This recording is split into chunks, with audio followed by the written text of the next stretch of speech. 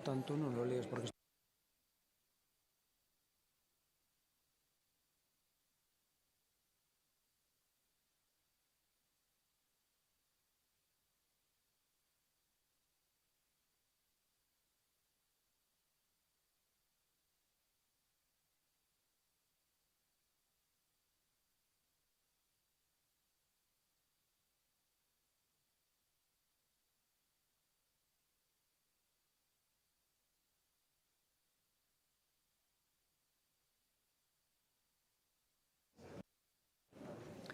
Bo día.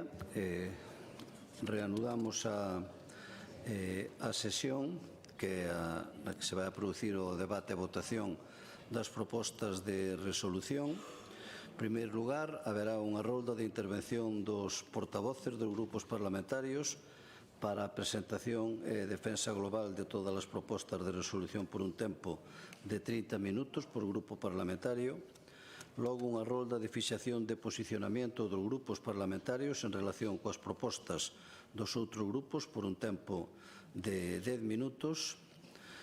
Anúncianse tamén a agrupación e votación, separada das propostas de resolución para a votación, conforme a información recibida dos grupos parlamentarios, e a votación das propostas de resolución, que será o último que fagamos.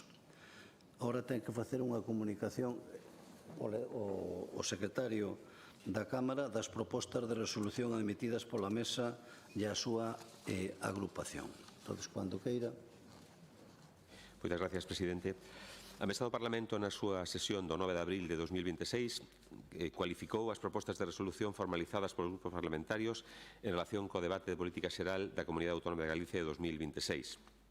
Por un lado, están as propostas de resolución presentadas polo Grupo Parlamentario Mixto, documento número 54.849, con 40 propostas de resolución presentadas. Admítense a trámite as 40 propostas de resolución. Por outra banda, as propostas de resolución presentadas polo Grupo Parlamentario Socialista de Galicia, documento número 54.857, 40 propostas de resolución presentadas, e admítense a trámite as 40 propostas de resolución coa seguinte observación. Proposta de resolución número 34 deberase sustituir os xerundios establecendo e habilitando por o establecemento e habilitación de. Por outra banda, propostas de resolución presentadas polo Grupo Parlamentario do Bloque Nacionalista Galego, documento número 54.858, 40 propostas de resolución presentadas e admítense a trámite as 40 propostas de resolución. E, por último, propostas de resolución presentadas polo Grupo Parlamentario Popular de Galicia, documento número 54.859, 40 propostas de resolución presentadas, admítese a trámite as 40 propostas de resolución coa seguinte observación. Proposta de resolución número 39, onde di demandas ao Goberno de España, debe entenderse que a demanda se insta á Xunta de Galicia. Moitas gracias. Gracias. Comenzamos, polo tanto, a rolda dos grupos parlamentarios para a presentación e defensa das propostas. Grupo Parlamentario Mixto, señor Ojea.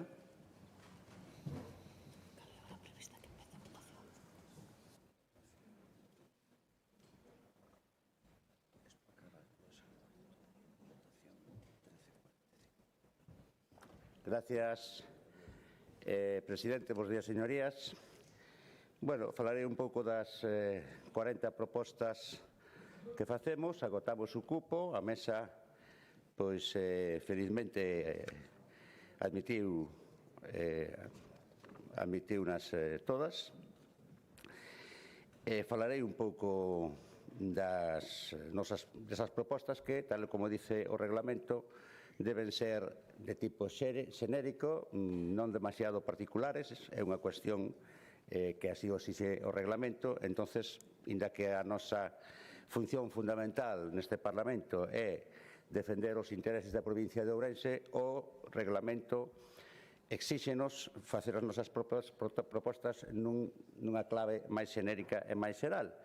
De todos os xeitos, sempre propoñemos cousas que en rigor beneficiarían, lóxicamente, a calquera provincia da nosa autonomía, a calquer cidade, a calquer zona, a calquer comarca, pero, lóxicamente, pensando nas cuestións que máis precisa ao noso entender, pois a nosa provincia de Ourense. Por exemplo, na primeira proposta instamos a Xunta a implementar un plan de choque de vivenda pública que reforce o investimento en promoción pública en concellos con alta vulnerabilidade residencial e demanda acreditada. Lóxicamente, non só na cidade de Ourense e nos lugares da provincia de Ourense se fai falta eso, pero entendemos que en Ourense especialmente, se fose aprobado, lóxicamente, beneficiaríase, lóxicamente, o conxunto da autonomía. Instamos a Xunta de Galicia a axilizar os proxectos de interés autonómico, os PIA, para a creación de novos núcleos residenciais en solos de titularidade pública situados en cabeceiras de comarca do interior. Lóxicamente, estaríamos pensando que se axilicen na nosa cidade de Ourense os que están en marcha, pero ao pedilo deste xeito, lóxicamente, como dixen, de aprobarse, veríanse beneficiados todas aqueles PIAs que están actualmente en marcha ou exixir a súa axilización. No mesmo ámbito da vivenda, instamos a Xunta a garantir unha igualdade nominal inversora nos plans de vivenda protexida, incentivos específicos para a recuperación e rehabilitación de viviendas baleiras en zonas que sufren un declive demográfico pronunciado, especialmente no interior. Cando decimos especialmente no interior, lóxicamente, estamos pensando na provincia máis interior da nosa autonomía, que é a nosa, non? Pedimos, por exemplo, modificar os criterios de reparto orzamentario para priorizar de forma efectiva o reequilibrio territorial do interior de Galicia. Aquí admitimos unha pequena transacción do PSOE no que, unha cuestión sencillamente semántica prácticamente que non afecta ao fondo da cuestión. Tamén pedimos unha publicación detallada da execución orzamentaria real, porque hai unha cuestión. Unha cousa é o que se orzamenta e outra cousa é o que se executa. E consideramos a posibilidade de que, se se falan de datos, de cifras de execución en global, o mellor escápasenos unha posibilidade que sería que precisamente deixasen de executarse partidas nas que se falase de inversións na provincia de Ourense. Entón, imagínense que, todo, vamos a poñernos nun caso extremo, didáctico, teórico, en que xustamente todo o que non se executou, fose o orzamentado para a provincia de Ourense. E que, vamos a supoñer que o orzamento previsto é unha cuestión teórica, é unha suposición teórica, un supuesto, como se dicía na contabilidade, non? Imaginen que a provincia de Ourense se destinase o 10% do orzamento e que quedase sin executar justamente o 10% do orzamento, que parecería que sería unha alta execución, porque sería unha execución do 90%, pero precisamente deixaríase de executar absolutamente todo o destinado á provincia de Ourense, que xa de por sí sería pouco. Este é un suposto, non? Un suposto teórico que explica un pouco o interés en que se informe detalladamente a execución orzamentaria desglosada por provincias, que é o que pedimos nesta proposta que é a número 6, non? Unha liña de financiación autonómica para a regeneración de espacios públicos e contornas urbanas, en municipios de menos de 150.000 habitantes. Cando dicimos en municipios de menos de 150.000 habitantes, lóxicamente non estamos pensando na Coruña na Coruña e en Vigo, precisamente. O Parlamento de Galicia insta a Xunta tamén propoñemos que insta a desenvolver un plan de aproveitamento de parcelas de titularidade autonómica do interior, medidas específicas do fomento de contratación onde a taxa de desemprego supere a media das dúas cidades con maior taxa de ocupación. Xa dixen outro día que Ourense era a de máis taxa de paro, tal e como dicen as estadísticas. Conceder axudas directas para o mantenimento da supervivencia do comercio de proximidade en contornas rurais. Aquí creo que aceptamos unha emenda do Partido Popular, unha transacción na que se amplía o mantenimento de establecementos comerciales a outros servicios, outros servizos que poden ser, pois, lógicamente, non estrictamente comerciales, pero que poden ser tamén moi necesarios, efectivamente, en núcleos rurales. Crear un fondo de contingencia para compensar os agricultores afectados polo Pacto de Mercosur. Aquí aceptamos unha transacción do Partido Socialista que ampliaba os gandeiros. Bueno, nos registramos agricultores, lógicamente, na nosa mente estarían toda a actividade agropecuaria, pero, bueno, xa que no PSOE se deron conta de que deixábamos fora de xeito involuntario os gandeiros, pois, efectivamente, os agricultores e os gandeiros, non? Un protocolo de solucións e compensacións rápidas ante emerxencias climáticas. Lógicamente, estamos pensando fundamentalmente nas inundacións e nos incendios da provincia de Ourense. Seguimos. Bueno, a número 13, incrementar significativamente as partidas destinadas á prevención de incendios forestais, que en compensación por danos en zonas de alto risco. O outro día xa dixen, o Pladiga establece, o Pladiga que ainda está sin traer aquí, incumplindo xa os plazos que establece a lei, xa recoñece que o 75% das zonas de alto risco de incendios da comunidade autónoma están na provincia de Ourense.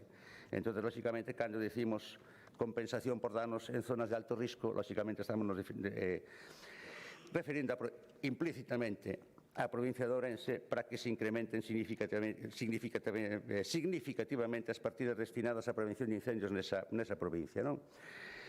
Instamos a reestructurar a liña de transporte público para axustalas ás necesidades demográficas da Galicia rural. Lógicamente, este é un problema que non só afecta a provincia de Ourense, sino a toda Galicia. Falamos aquí moitas veces da baixa optimización das liñas de transporte público autonómico, pois, en termos de cobertura de frecuencias, de mobilidade en xeral, aunque pola especial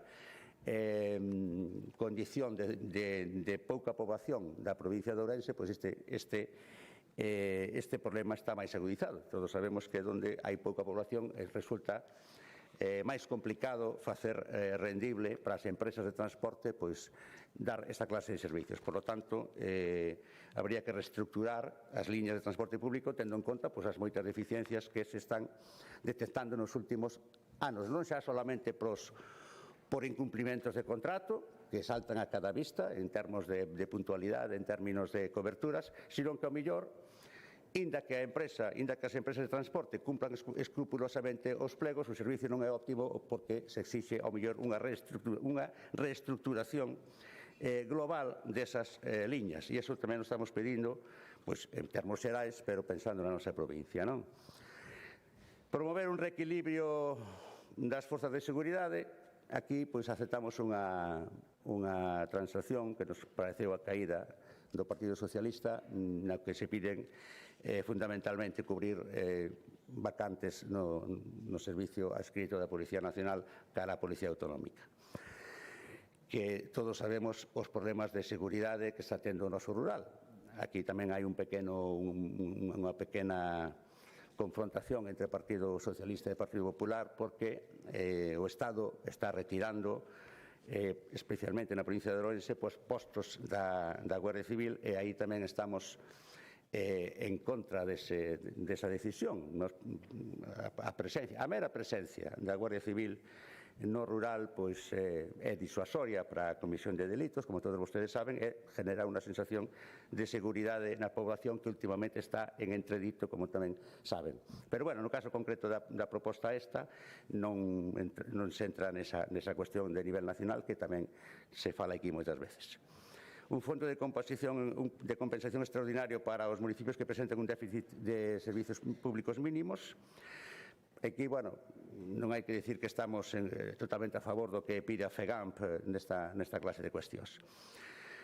E, bueno, unha cuestión que falamos tamén ainda outro día, que a Xunta de Galicia asuma os costes de mantemento e conserxería dos centros de educación infantil e primaria. Xa sabemos que en algúns aspectos choca con unha lei nacional, pero na medida en que cumplindo a lei se pode axar a asumir esta clase de servicios, xa sei que hai un problema de coste económico, pero no caso concreto deste tema, ao mellor debería priorizarse en relación a outros gastos que se fan por outro lado menos justificados. Entonces, bueno, por un lado, que o que se pode facer xa dentro da lei neste aspecto de asumir directamente os custos de mantemento e conserxería dos centros de educación infantil e primaria, o que se pode facer dentro da lei, que xa se poden facer moitas cousas, que se faga xa. E o que dependa do Estado, pois que o Partido Popular, que é un partido que ten representación nas cámaras do Estado, en Madrid, pois que tamén cambie, na medida en que pode, ou inste a cambiar, ou chegado o momento que cambie esa lei para que a autonomía a Consellería de Educación poda asumir esas prestacións que afogan moitas veces os concellos, especialmente os concellos pequenos, como todos vostedes saben. Creación e desenvolvemento de proxectos de parques acuáticos termais de referencia como motor de atracción turística. Non nos parece mal que se fagan en calquera sitio, pero especialmente pois estámoslo pedindo para a provincia de Ourense. Estimamos en 20 millóns de euros un parque acuático termal. Hai un proxecto xa, un anteproxecto que pagou o Concello de Ourense a unha consultoría, e 20 millóns de euros que podían ser, pois, xa que non nos cae o alcalde de Vigo para ese edificio onde se establecerían as asociacións de veciños, a bella estación de autobuses, pois que por poñer unha idea, non? O caso é que, se se quere, se pode facer. 20 millóns de euros, vendo as cifras que manexa o Partido Popular en outros sitios que parece non doerlle, pois aí viñanos moi ben para eso, para o parque acuático termal. Bueno, grandes instalacións deportivas e dotacións deportivas, vostedes xa saben que vimos reclamando vou dicir campo de fútbol novo do Couto, pero non é que pedamos un campo de fútbol, unha infraestructura deportiva lúdica e de ocio que incluya non solamente un campo de fútbol novo, que non sexa o que temos hoxe, que a pesar da obra que se fixo en datas relativamente recentes quedou mal, e non vou xa dar máis detalles, que levamos falado moito deso, que sexa además un rocódromo e unha zona onde se poden facer eventos ao mesmo nivel que se fan en sitios como Coruña e Vigo, donde, como digo, aí non dan os cartos. Exactamente, instalacións deportivas, temos, bueno, pedimos tamén edificar novas infraestructuras hospitalarias naquelas cidades onde só exista un único hospital. Xa sabemos que hai cidades que teñen varios e hai cidades que só teñen unha. Pois, bueno, en Ourense queremos un hospital novo que teña todos os servicios que teñen, cando menos os de Vigo, e non teñamos que desplazarnos o Álvaro Cunqueiro, os ourensáns, para tantos servicios, entre eles, pois, por exemplo, o meu difunto pai que tuvo que pasar ali pois, unha temporada. E tiñamos que ir a vir todos os días e todas as noites para estar con ele. E non somos os únicos, lóxicamente. Nós queremos en Ourense un hospital como o que ten Vigo, como Álvaro Cunqueiro. Non queremos que sexa para menos, non? Bueno, despois que todos os barrios urbanos densamente poblados conten cun centro de saúde dimensionado según os estándares máis exixentes da comunidade. Aí estamos pensando fundamentalmente no noso subconsciente, sobre todo no centro de saúde do barrio do 21, de Ourense. Un plan que garanta que o número de especialidades e investimentos sexa o mellor posible adaptado á demografía. Eu penso que isto é fácil, todo isto que estou dicindo é fácil de apoiar por calquera grupo parlamentario, non? Acceso territorial á atención médica especializada mediante o uso intensivo de telemedicina, medidas para a estabilización definitiva de plantillas de atención primaria. Bueno, xa sabemos que se está facendo por parte do Partido Popular uns cambios neste ámbito de atención primaria, pero pensamos que, efectivamente, adoptar medidas para a estabilización definitiva das plantillas pódese facer, e nós estamos pedindo eso, porque a inestabilidade das plantillas é o que causa, como todos vostedes saben, moitas veces, e casi sempre, os problemas de atención ás listas de espera, etc. A estabilización das plantillas é fundamental. Reactivar e concluir de forma inmediata todos os edificios administrativos pendente de finalización nas cidades de interior. Obviamente estamos pensando en concreto, inda que isto lógicamente se aplica a máis lugares, no edificio administrativo que a Xunta ten, iba a dicir a medio facer, pero que non está a medio facer, está a, non sei, a 0,0001 de facerse, porque está balizado o contorno da parcela onde está previsto ese edificio administrativo da Xunta, e no interior pois medran as especies botánicas, e nese biotopo pois tamén proliferan as correspondientes especies zoolóxicas, xa me entende. Conclusión de obras en museos arqueolóxicos.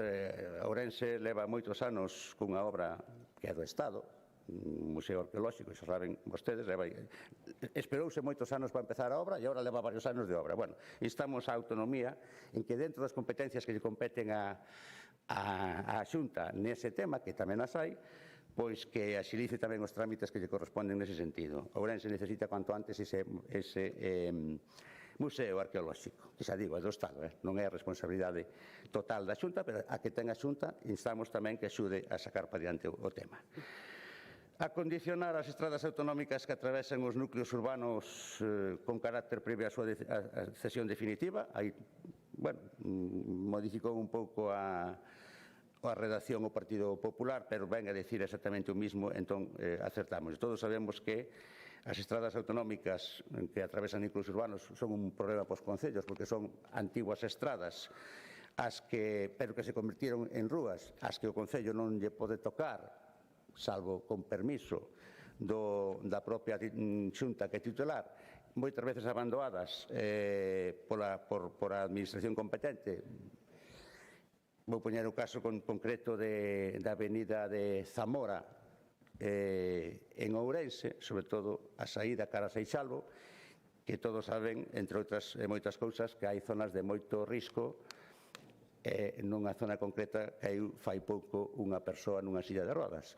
Por certo, risco do que eu persoalmente advertín fai anos nun programa de televisión local que facíamos, e ao final cumpliuse. Así que canto antes arranxen polo menos arranxen a Xunta esa rúa, que en realidade é unha estrada, e despois de ben arranxada, pois sí que o Concello está en moitos casos disposto a asumir a súa titularidade para poder facer as correspondientes labores de humanización, de mellora da seguridade vial, etc. Temos, por exemplo, aquí a seguinte proposta que temos: estudiar e executar os proxectos de soterramento en avenidas urbanas, sendo preferentes as actuacións en cidades de menos de 150.000 habitantes. Cando dicimos eso, lógicamente estamos pensando en Ourense, e se queren que lles concrete algo máis, estamos pedindo por parte da Xunta de Galicia o soterramento na rúa Otero Pedrallo, que, por certo, o feito de soterrala liberaría a parte superior de tráfico, uniríanse as dúas zonas do campus, e faría moito máis eficaz esa especie, vamos a chamar, sin ninguna connotación peyorativa, esa especie de limosna ecolóxica de que a Xunta nos quere poñer aí uns poucos árboles e chamalle refuxio climático, cando xa dixen o outro día que precisamos 26.000 según a OMS, aunque nós somos máis humildes e pedimos 15.000. E claro, uns poucos árboles nuns poucos centros de metros non se lle pode chamar realmente un refuxio climático, pero se soterrara, polo menos perderíase a contaminación dos vehículos, a correspondiente elevación de temperatura que tamén provoca o tráfico, e desde logo unha mellora da mobilidade e unha mellora do lugar como lugar de esparcemento e de ocio. Entón, volvo a repetir, soterramento de Otero Pedrallo e tamén soterramento axuda ou execución do soterramento na plaza de Concepción Arenal, que tamén é outra petición que queremos sempre facer. Mellorar as conexións viarias entre os 9 sectores residenciais. Queremos unha mellora da conexión da Nacional co Chub en cumplimento do planeamento urbanístico municipal. Queremos, para todo o mundo, pero especialmente para Ourense, financiar e instalar sistemas de mobilidade vertical como rampas ou ascensores naquelas cidades con orografía de pendentes pronunciadas. Ourense non é a única, pero unha das de maior número de pendientes pronunciadas.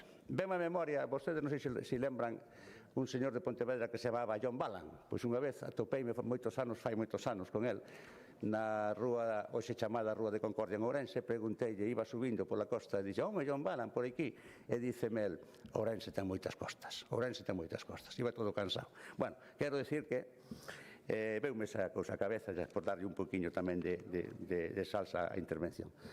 Estamos pensando moi concretamente na necesidade dun sistema de elevación vertical entre a calle da Saínza de Ourense e o hospital, porque vostedes saben que hai unha costa e, bueno, non ven nada mal que en ese terreno de titularidade autonómica, creo que hai unha parcela por ali que é da Diputación que igual tamén podían usala para algo. Pero, bueno, un sistema de elevación vertical, rampa ou ascensor, según proceda, vostedes saben que eso depende de criterios técnicos como a pendiente, etc., ou unha rampa ou un ascensor nesa zona, pero non solamente nesa zona. O que pedimos é que se pense en términos máis xerais en sistemas de mobilidade vertical en cidades con orografía de pendientes pronunciadas. Desde logo, Ourense non é a única, pero é na que máis pensamos. Executar conexións viarias integrales con proxectos cos complexos hospitalarios. E logo aquí temos outra cuestión de que falei outro día. Instar a Xunta de Galicia a prolongar as autovías autonómicas ata as zonas fronterizas, co obxectivo de potenciar a cohesión do desenvolvemento económico e logístico transfronterizo. Lóxicamente estamos pensando fundamentalmente nesa autovía que finaliza en Celanova desde un cruce cerca de Errante e que está previsto, polo menos na teoría, que finalice na fronteira portuguesa, pero que a Xunta ten abandonada a execución desa obra. Outro día, cando o señor Rueda falou das novas autovías que tiña na cabeza, non nomeou esa, e despois recoñeceu que non había nomeado, non sei se dixo que, bueno, que se lle pasara ou tal, pero que dixo que bueno, pareceume entender que tiña intención de acabar por facela, que é o que ten que facer, por outro lado. Bueno, pois aquí ten a proposta número 35, das nosas, que é na que se lle pide á Xunta de Galicia este tema. Prolongar as autovías autonómicas ata as zonas fronteirizas, e concretamente esa para nós. Posta en valor a rehabilitación de barrios degradados nos cascos antigos, que xa saben como temos o de Ourense, ou deberían sabelo. Crear unha liña de axudas, implementación de alumbrado público, programa de plantación masiva de árbores en áreas urbanas. E aquí dice, en áreas urbanas que acaden temperaturas superiores aos 35 grados no verán. Eu creo que en Galicia só Ourense ten este récord, que, por certo, moi mediático durante o brao nos medios de comunicación nacionais. Temos ali, durante o mes de agosto, moitas veces en directo, reporteiros enfocando ou encuadrando o termómetro con temperaturas que pasan na marca do termómetro, moitas veces máis hasta os 45 grados incluso. A sombra, que é como é a medición correcta da temperatura ambiental, lóxicamente. Tamén pedimos, penúltimo, desenvolver proxectos de aldeas sostibles e centros de interpretación ambiental.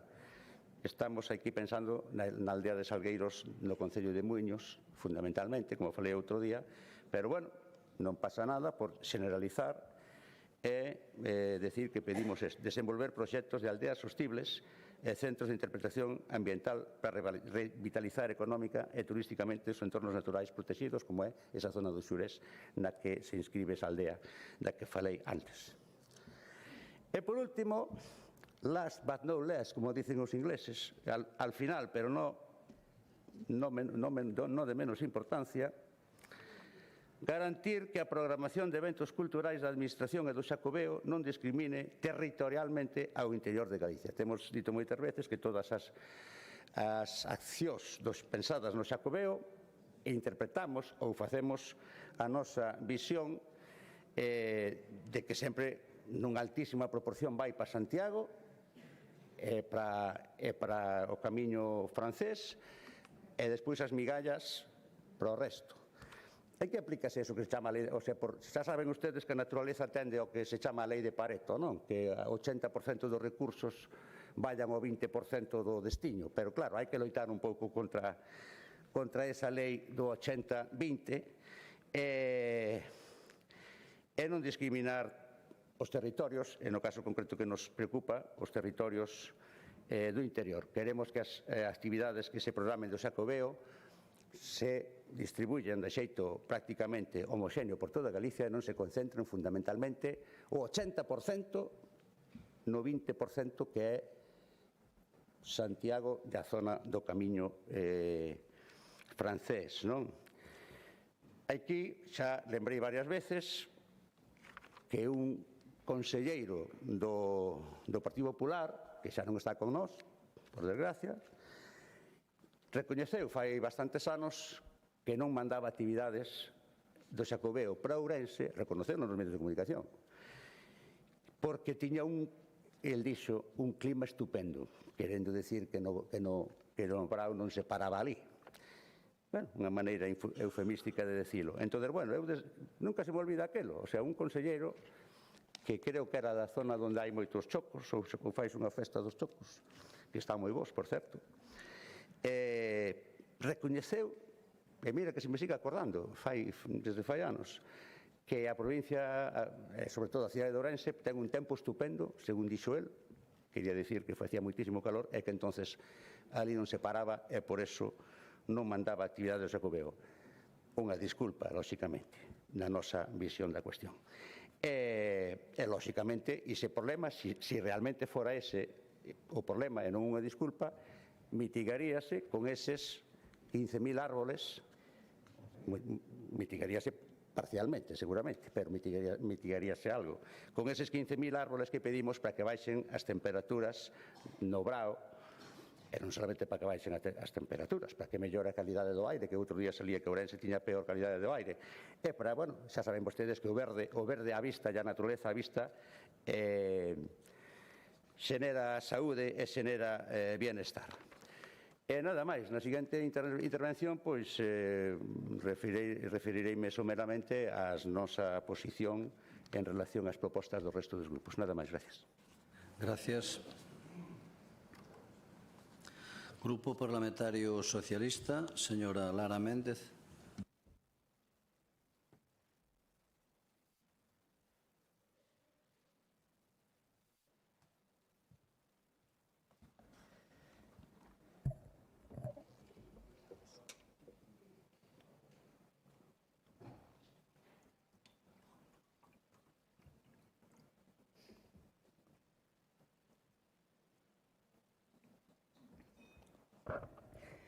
Grazas, presidente. Moi bons días, señorías.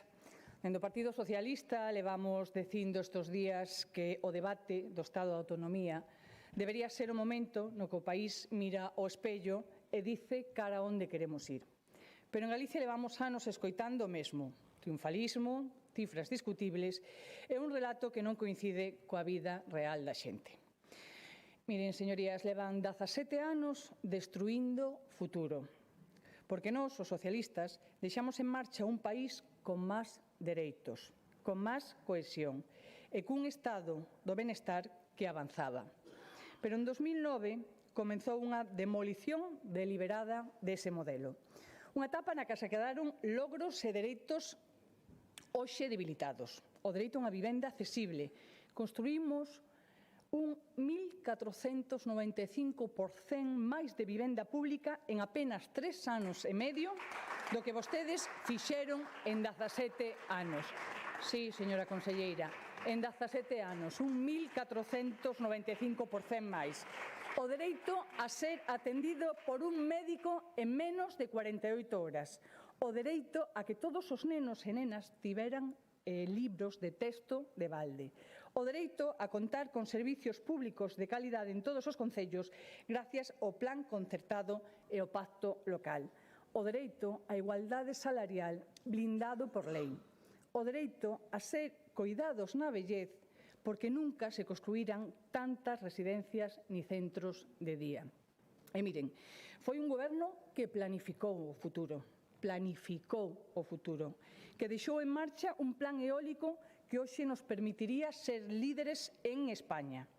E foi tamén unha etapa na que os medios públicos acadaron os mellores datos de audiencia porque había pluralidade e había credibilidade. E hoxe, señoría, estas cifras están en vermello. Nunca houbo tanta xente en Galicia que precisase vivenda accesible, atención sanitaria ou prazas en residencias. Durante 17 anos, vostedes erosionaron as bases que estaban creadas. E agora, fronte a eses problemas estruturais, porque se convertiron xa en problemas estruturais, en vivenda, en sanidade ou industria, responden con bonos.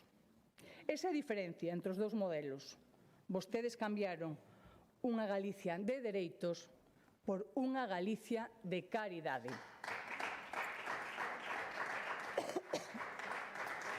Unha Galicia de caridade baseada, como decía, na política dos bonos, para suplir esa falta de planificación e, polo tanto, esa falta de xestión. E dicía o noso portavoz, o señor Besteiro, o mércores pasado, que ia propoñer un novo bono, que era o bono goberno.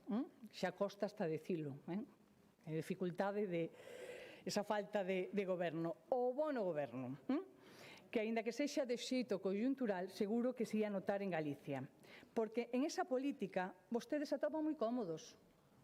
En esa política dos bonos, que van? Bono cuidado, bono chándal, bono rural, bono cultural, bono mozo, bono térmico, bono autónomo, bono lugar social, bono comercio, bono peixe. Ulo bono peixe. Onde está? Vai haber, non vai haber, porque ainda non contestaron tampouco esa pregunta. E os bonos, señorías, son políticas que non transforman, que non xeran riqueza, que non xeran emprego e que non mellora a calidade da vida da cidadanía. Porque esa Galicia, calidade que tanto predican, se converte en Galicia caridade. E esa Galicia caridade xera dependencia. E, polo tanto, clientelismo. Esa é a política que practica o Partido Popular. Miren, os socialistas traemos a este pleno propostas para reconstruir esos dereitos desmantelados polo Partido Popular. Dereito á vivenda. 31.507 demandantes, conselleira, 31.507, dos cuales 22.856 prefiren un bono aluguer e prefiren un bono piso aluguer e prefiren o aluguer porque xa renuncian á compra, porque non teñen capacidade económica para meterse xa nun piso, nunha hipoteca. E por iso, o 73% prefiren o aluguer. 50% do salario de moitos mozas e mozas teñen que ser adicados a pagar o aluguer, co cual teñen que vivir co 50% restante. O que é comer, o que é algo de ocio, porque tamén lles corresponde, o que é vivir co 50% do seu salario. Vivendas baleiras que se cifran en $500.000, pero, mire, só con habilitar o 10%, que serían 50.000, xa teríamos cuberto a demanda de pisos de aluguer. Pero, claro, en 17 anos miraron para outro lado, señora conselleira. Unha execución orzamentaria dende o ano 2009 a 2026 do 47%, coa necesidade de vivenda que hai. Rehabilitación e vivendas tamén infravivendas, de 30 incluso metros cuadrados. E mire, señora conselleira, hai que explotar a oferta. Por iso, dende o Partido Socialista, propoñemos ese banco público de aluguer que permita mobilizar esas vivendas baleiras. 10.000 vivendas en Galicia poderían dedicarse a ese fin, facilitando a declaración de zonas de mercado residencial tensionado, evitar prácticas especulativas, señora conselleira, e un parque de vivendas protexida de maneira permanente.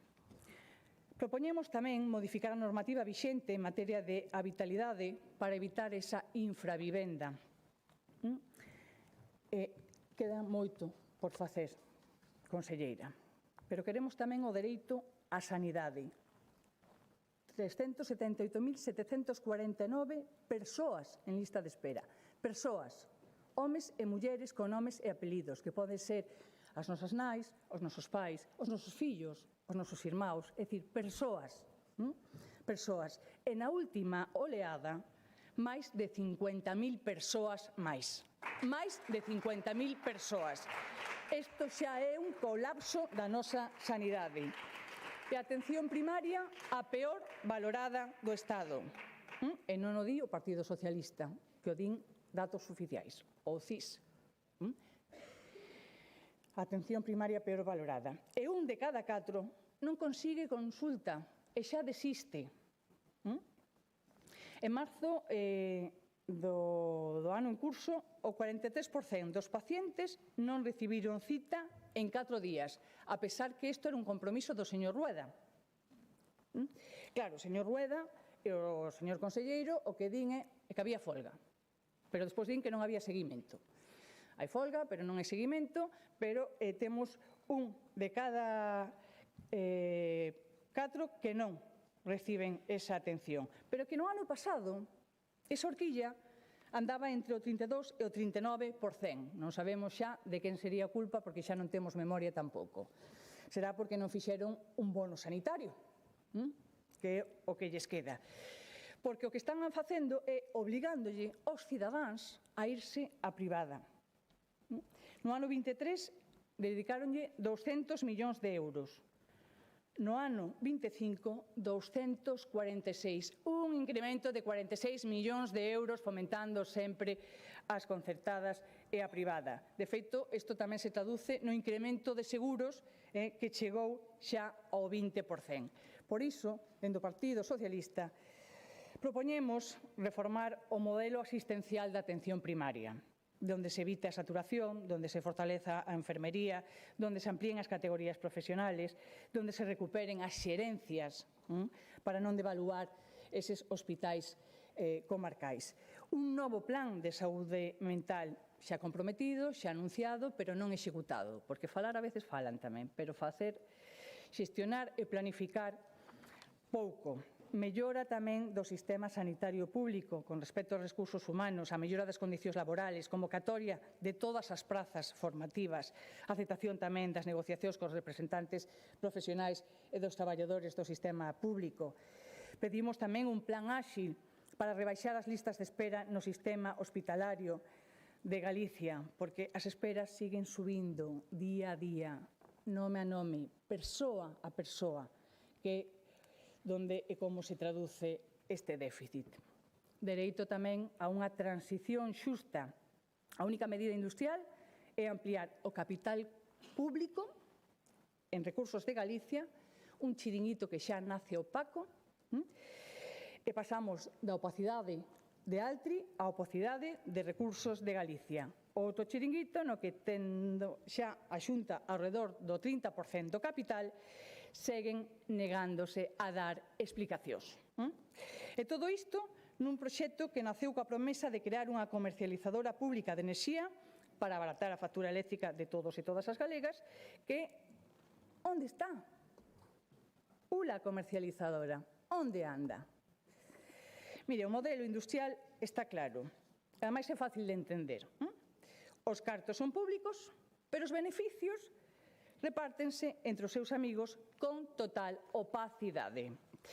E falan de uso partidista da rede eléctrica, cando na planificación o único proxecto rexeitado é o proxecto de Altri, porque ademais non tiñan outro proxecto.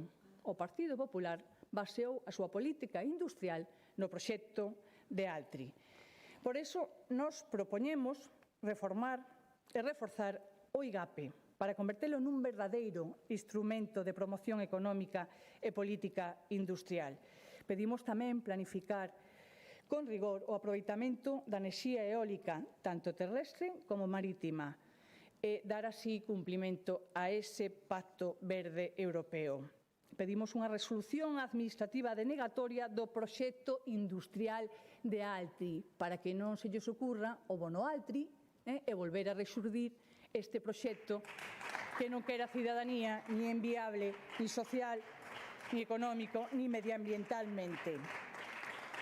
Queremos ter tamén dereito á mobilidade aérea, interurbana ou autoestrada. A mobilidade aérea, e para iso propoñemos a creación dunha comisión bilateral Estado-Xunta partícipe nas decisións dos aeroportos e construír dunha vez unha estrategia coordinada dos 3 aeroportos galegos que nos faigan ser competitivos e que nos faigan aumentar ese fluxo.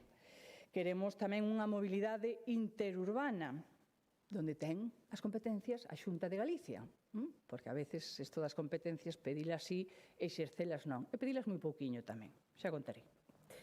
E pedimos, polo tanto, reformular ese mapa de mobilidade da estrada para dar unha resposta adecuada ás necesidades de liñas e frecuencias e impulsar tamén un plan urxente de modernización das estacións de autobuses que teñen un mantemento tremendamente deficiente. Só fai falta ir a visitar algunhas delas, podemos poñer exemplo do Concello de Vilalba e ver como están deteriorados, que non son capaces de facer nin o mínimo mantemento nin os propios servicios como poden ser os aseos públicos que ali están. Mobilidade da autoestrada. Claro, aquí para falar de mobilidade da autoestrada tamén hai que falar de coherencia, porque nós o que pedimos, os socialistas, como xa fixemos coa AP9, é que se vaya camiño á gratuidade das autoestradas galegas.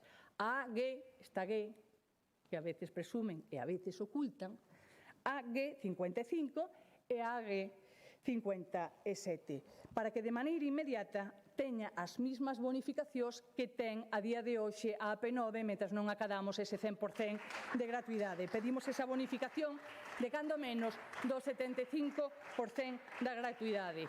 Coherencia, señorías do PP, coherencia, porque o que piden en Madrid se olvidan de practicalo en Galicia. E non vou entrar en tan mansiños ou tan bravos.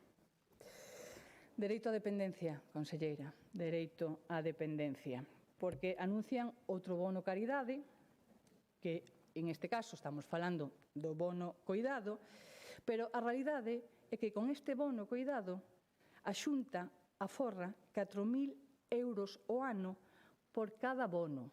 E se fora capaz de aforrar e mellorar o servicio, pois hasta lle aplaudíamos por esa boa xestión. Pero aforran 4.000 euros ao ano, pero o servicio non só non mellora, sino que empeora día a día.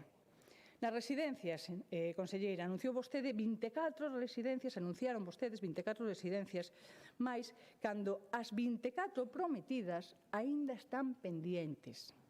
Aínda están pendientes, conselleira.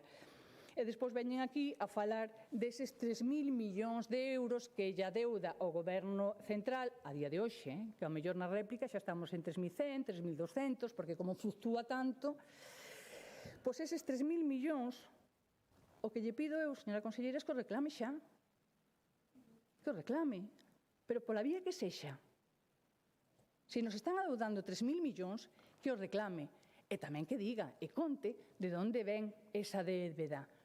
Porque a mellor gran parte desa débeda ven deste señor M. Rajoy que non queren acordarse del.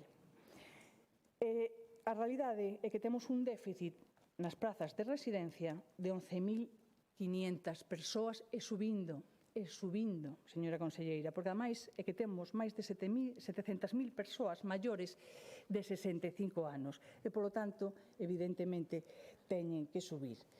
E nos que propoñemos? Por unha reforma do financiamento do servicio de axuda no fogar para o o pago íntegro do custe do servicio, o 100%, que é o que ten que estar financiando a Xunta de Galicia, para ter unha nova lei de inclusión social adaptada ás necesidades actuais, para elaborar un plan estratégico cada 6 anos en base á Lei de Servicios Sociais, redactar un decreto lei que desenvolva a Lei de Discapacidade de Galicia.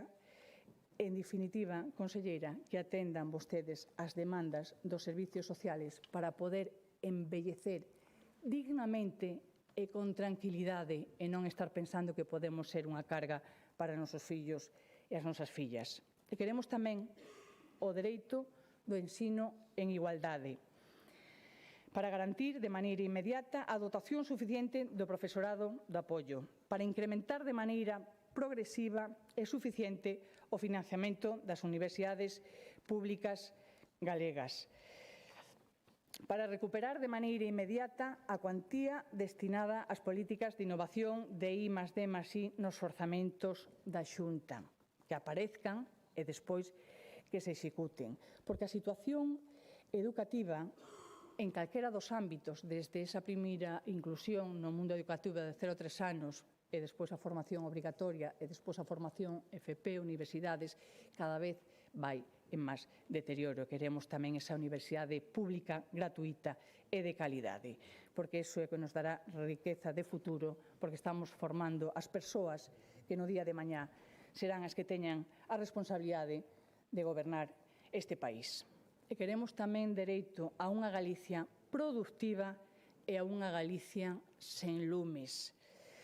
E por iso queremos un novo modelo integral de prevención fronte aos incendios forestais, incendios que xa se están a producir e que non temos a día de hoxe nin aprobado o Pladiga, que xa van máis de 6 meses e de 7 que tiña que estar aprobado por lei, esas leis que a veces tamén fan vostedes e despois se olvidan de cumplir. Queremos tamén un investimento especial para os anos 26 e 27 na Galicia interior, orientado a paliar as consecuencias dunha menor taxa de actividade e de desprotección do monte. E queremos con isto tamén resarcir os 0 euros do Fondo Interterritorial para a Cohesión, fondo que nace precisamente para paliar o desequilibrio territorial e que o señor Rueda, de xeito interesado, lle quitou todos eses fondos a Lugo e a Ourense para darllo ao eixo atlántico. E, polo tanto, queremos impulsar ese plan especial. Queremos tamén un plan integral de remuda xeracional para o noso sector agrogandeiro. Un plan que, se non hai esa remuda, seguimos abandonando o monte, se sigue perdendo oportunidades no rural, se sigue baixando a calidade e cantidade do noso sector primario, e querémolo facer dunha forma transversal, onde haxa acceso á terra, onde haxa apoio económico, onde haxa formación e asesoramento para que sexan rendibles as explotacións nun momento onde o sector leiteiro está en unha crisis profunda, porque se está vendo obligado en moitos casos a ter que firmar os seus contratos do leite con pérdidas dende 3 ata 9 céntimos litro, que fan que non señan rendibles esas explotacións e fan, en moitos casos, que xa, antes de firmar, opten por pechar unha vez máis as explotacións, chegando ao orden de unha diaria. Queremos tamén mellorar a situación do sector marisqueiro nas nosas rías, que reclaman analizar as causas da caída da productividade, tanto dende unha perspectiva global como as particularidades de cada ría. Por iso queremos definir medidas específicas a curto e medio plazo para paliar esta situación. Queremos tamén un plan integral de apoio ao marisqueo, establecendo unha bonificación autonómica que cubra parte das cotas á seguridade social, sobre todo en aqueles meses de paralización da actividade, habilitando tamén axudas directas ás cofradías. Queremos tamén seguir potenciando un sector tan importante como o turístico, empezando por unha nova lei de turismo de Galicia, adaptándose á nova realidade, á nova demanda, aos novos patróns de consumo, e unha lei tamén que colla e teña unha visión alta de miras e que non sexa o Camiño de Santiago o único pilar da actuación turística que ten a Xunta de Galicia, que, por certo, a menos de ano e medio para o inicio do Xacobeo do 27, aínda non sabemos nada do que vai a facer a Xunta de Galicia con ese produto estrela que é o Camiño de Santiago, que tamén predican e pouco practican, que se lle podía sacar moita máis rentabilidade en todos os eidos e facendo tamén actividades paralelas en moitos concellos, non só por onde transcurre o camiño. E queremos tamén a Galicia productiva. E esa Galicia productiva non pode prescindir da súa mocidade.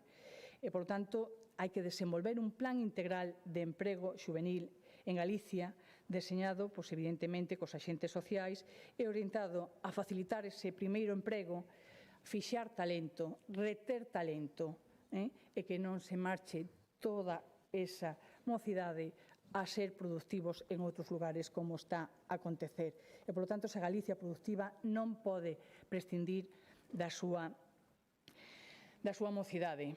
Queremos tamén un dereito a un financiamento suficiente, solidario e singular. 10 segundos, ya dedicou o señor Rueda a este tema. A financiación, a financiación que é básico para poder realizar e manter todos os dereitos aos que estou facendo ilusión. 10 minutos. Me levou o mesmo tempo a min en decir ese dereito a un financiamento suficiente, solidario e singular. Esa importancia que ten para o señor Rueda ese financiamento. E aos datos nos remitimos. O señor Rueda, no ano 24, a finales de ano do 24, en decembro, decía que Galicia precisaba deses 500 millóns de euros para cubrir e poder reforzar os orzamentos en as distintas áreas. Resulta que no ano 25 o Goberno de España lle di que vai a ter 587 millóns. E claro, xa vimos outra vez a remeter contra o Goberno de España e a decir que isto así non pode ser e que Pedro Sánchez discrimina a Galicia. E os 587 son mellores que os 500 millóns? Sí. Mellorable? Tamén. Pero que hai que facer? Negociar. Hai que negociar. E iso é o que lles emplazamos tamén, a que negocien, a que defendan Galicia, a que defendan un financiamento suficiente, solidario e singular. Pero a mellor é que non lles deixan. A mellor é que non lles deixan. En Madrid non lles deixa o señor Rueda acoller algo que é bo. E séntense, porque se pode sentar un de xeito bilateral que non excluye tampouco o multilateral.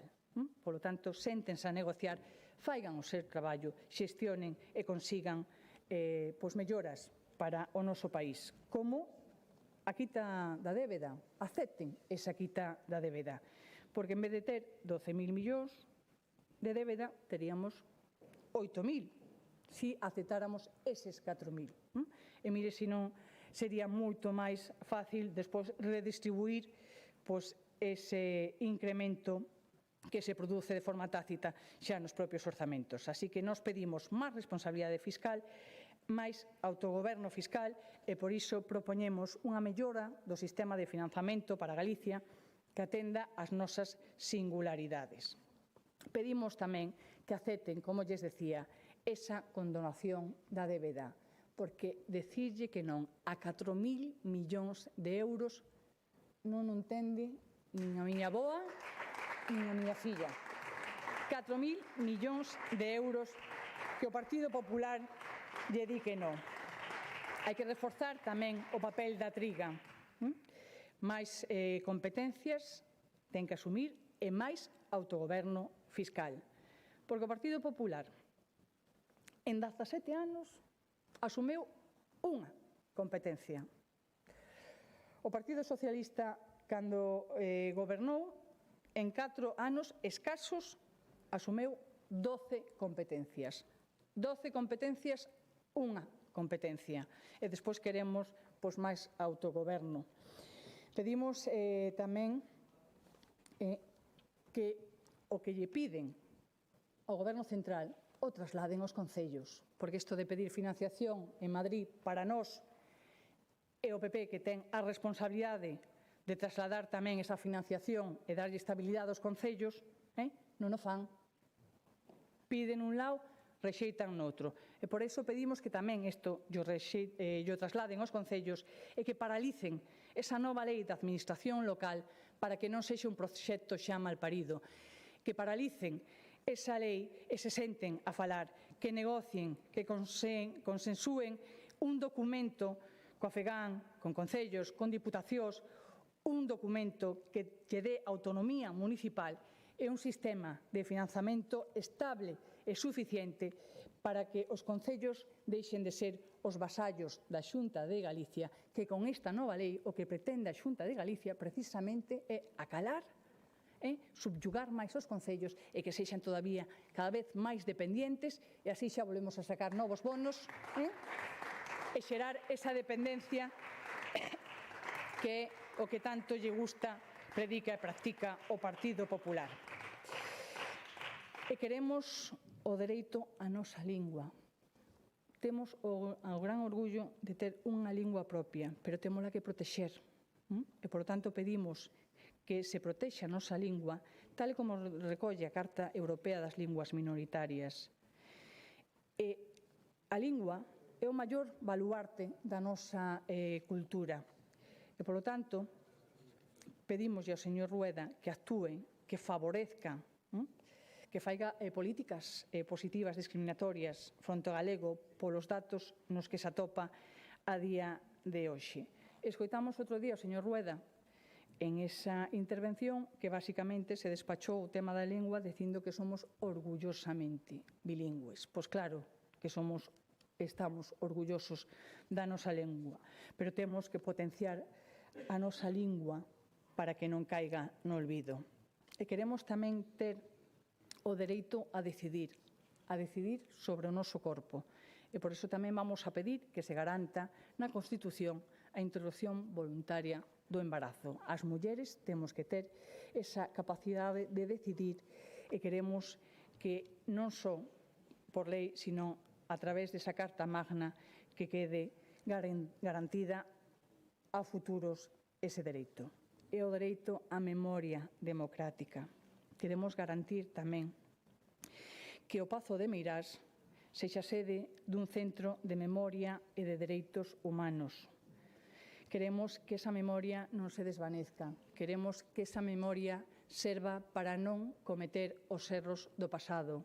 Queremos que esa memoria sirva para dignificar as tantas e tantas persoas e as miles de familias que quedaron tremendamente afectados en esta época e que todavía non se lles fixo o recoñecemento merecido. Por iso ese espacio para facer o recoñecemento das víctimas do franquismo, entre outras.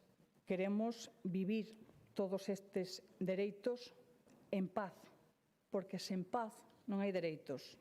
E por iso sempre, aquí e agora, decimos alto e claro, non á guerra. Non á guerra, independentemente quen impulse esa guerra, independentemente donde se exerza as accións bélicas, e nós sempre con un non á guerra. Abandonar a Galicia da caridade é o que lle pedimos ao Partido Popular. Abandonen vostedes esa Galicia da caridade, aposten vostedes pola Galicia dos dereitos, pola Galicia dos dereitos das persoas, pola Galicia dos dereitos dos galegos e das galegas. Moitas grazas. Gracias.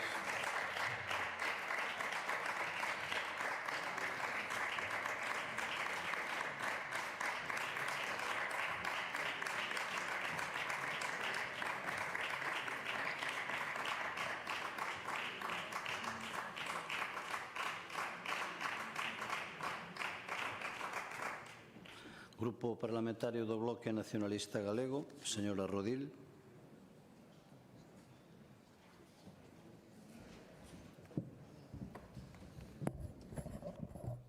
Grazas, presidente. Bon día a todas e a todos. Benvida tamén ás persoas que nos están acompañando hoxe desde a tribuna, algunhas delas ademais membros desta Cámara noutras legislaturas que tamén nos agrada volver a ver por aquí.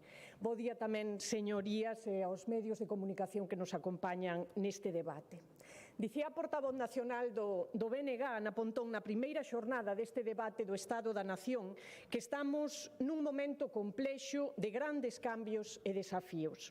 Un momento así é cando máis importante sería que Galiza tivese un goberno audaz, con visión de futuro, con ambición, capaz de impulsar as grandes transformacións que este país necesita.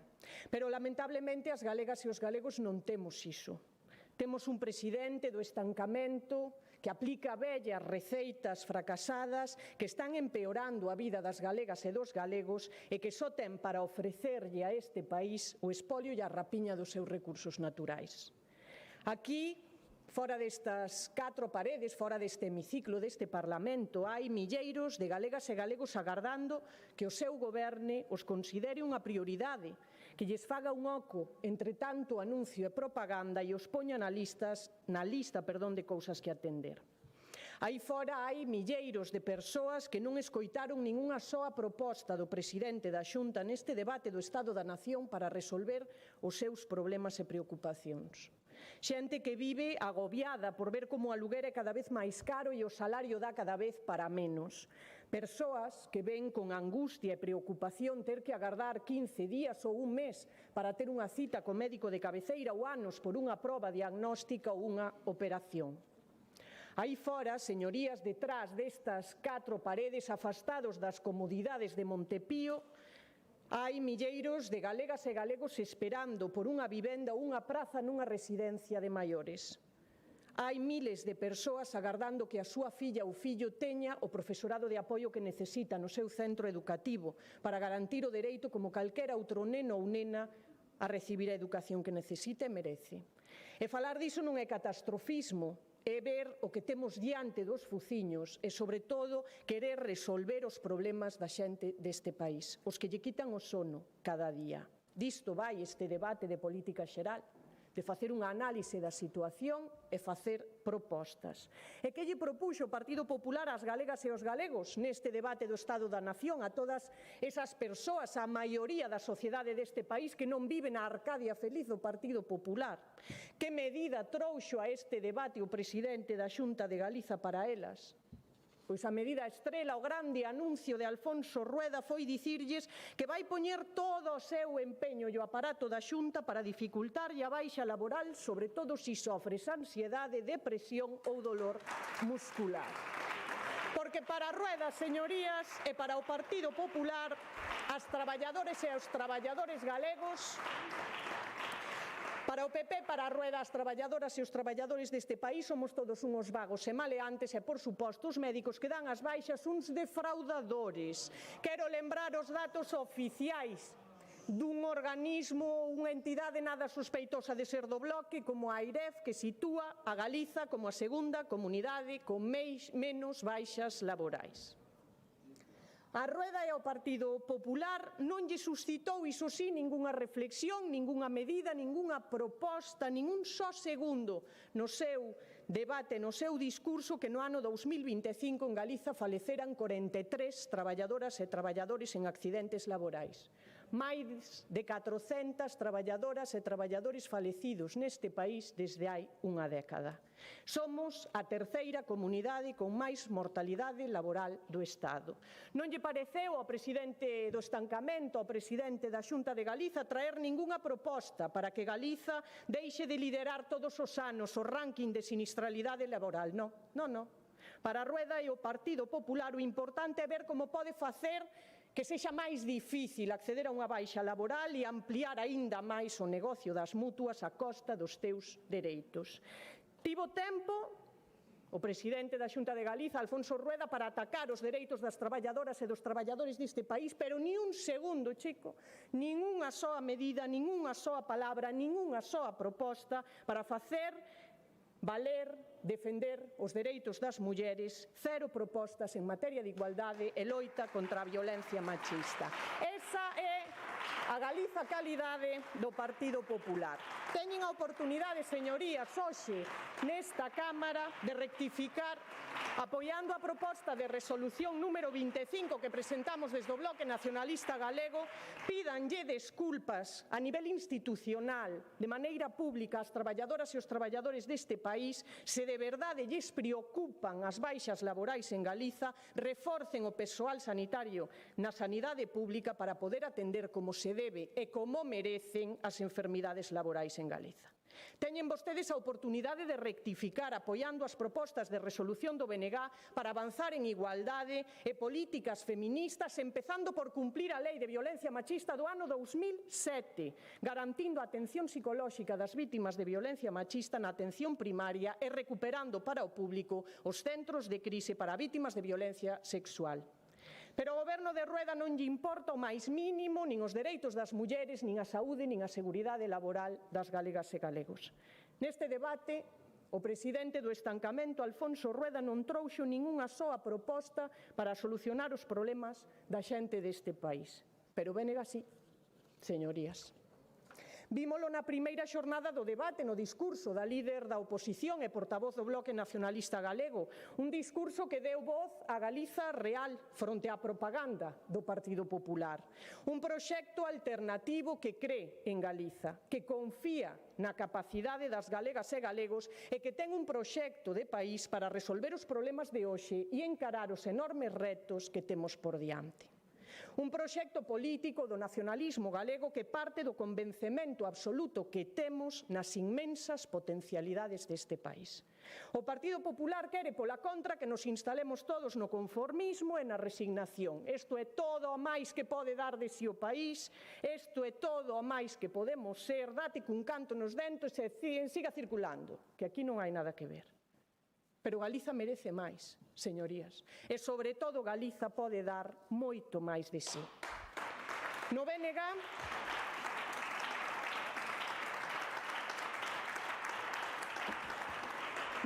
traemos e defendemos hoxe nesta Cámara 40 propostas de resolución que representan unha alternativa de goberno clara e solvente para darlle ás galegas e galegos o que merecen e o que precisan. Porque este país merece moito máis que un presidente que nos quere estancadas, conformadas e resignadas. As galegas e galegos merecemos máis que un goberno que só ofrece o espolio dos recursos naturais deste país. Hoxe desde o BNG defendemos e formulamos nesta Cámara 40 propostas de resolución pensadas para alcanzar colectivamente como país 3 obxectivos. O primeiro, blindar e reforzar os servizos públicos como garantía de dereitos fundamentais. O segundo, poñer a riqueza de Galiza ao servizo do desenvolvemento social e económico de Galiza. E, en terceiro lugar, construir un país máis forte nun escenario cada vez máis complexo. 40 propostas para atender as preocupacións das galegas e galegos e dar resposta aos principais problemas deste país. Non os problemas que lle parece ao BNG. Os principais problemas segundo o barómetro de sondaxe. O último publicado, manexámolo todos. Para as galegas e galegos reais, as que non viven na Arcadia feliz do Partido Popular, que andamos todos bailando entre unicornios e comendo polvo de estrellas, para a maioría deste país, os principais problemas son a vivenda, a sanidade, o envellecemento e a situación económica do país. Sondaxe. Hoxe, señorías, un dereito fundamental como a vivenda converteuse no principal factor de exclusión social. Mercar unha casa é máis caro ca nunca. Hoxe o prezo dun piso é máis caro que no momento máis hype da burbulla inmobiliaria en 2007. A calquera persoa con 30 anos de idade, a persoas que teñan aí fora destas 4 paredes 30 anos de idade, un posto de traballo e un salario todos os meses, faríalle falta cobrar o doble do que necesita, do que cobra para poder mercar unha casa e, por suposto, comer todos os días mentres paga a hipoteca.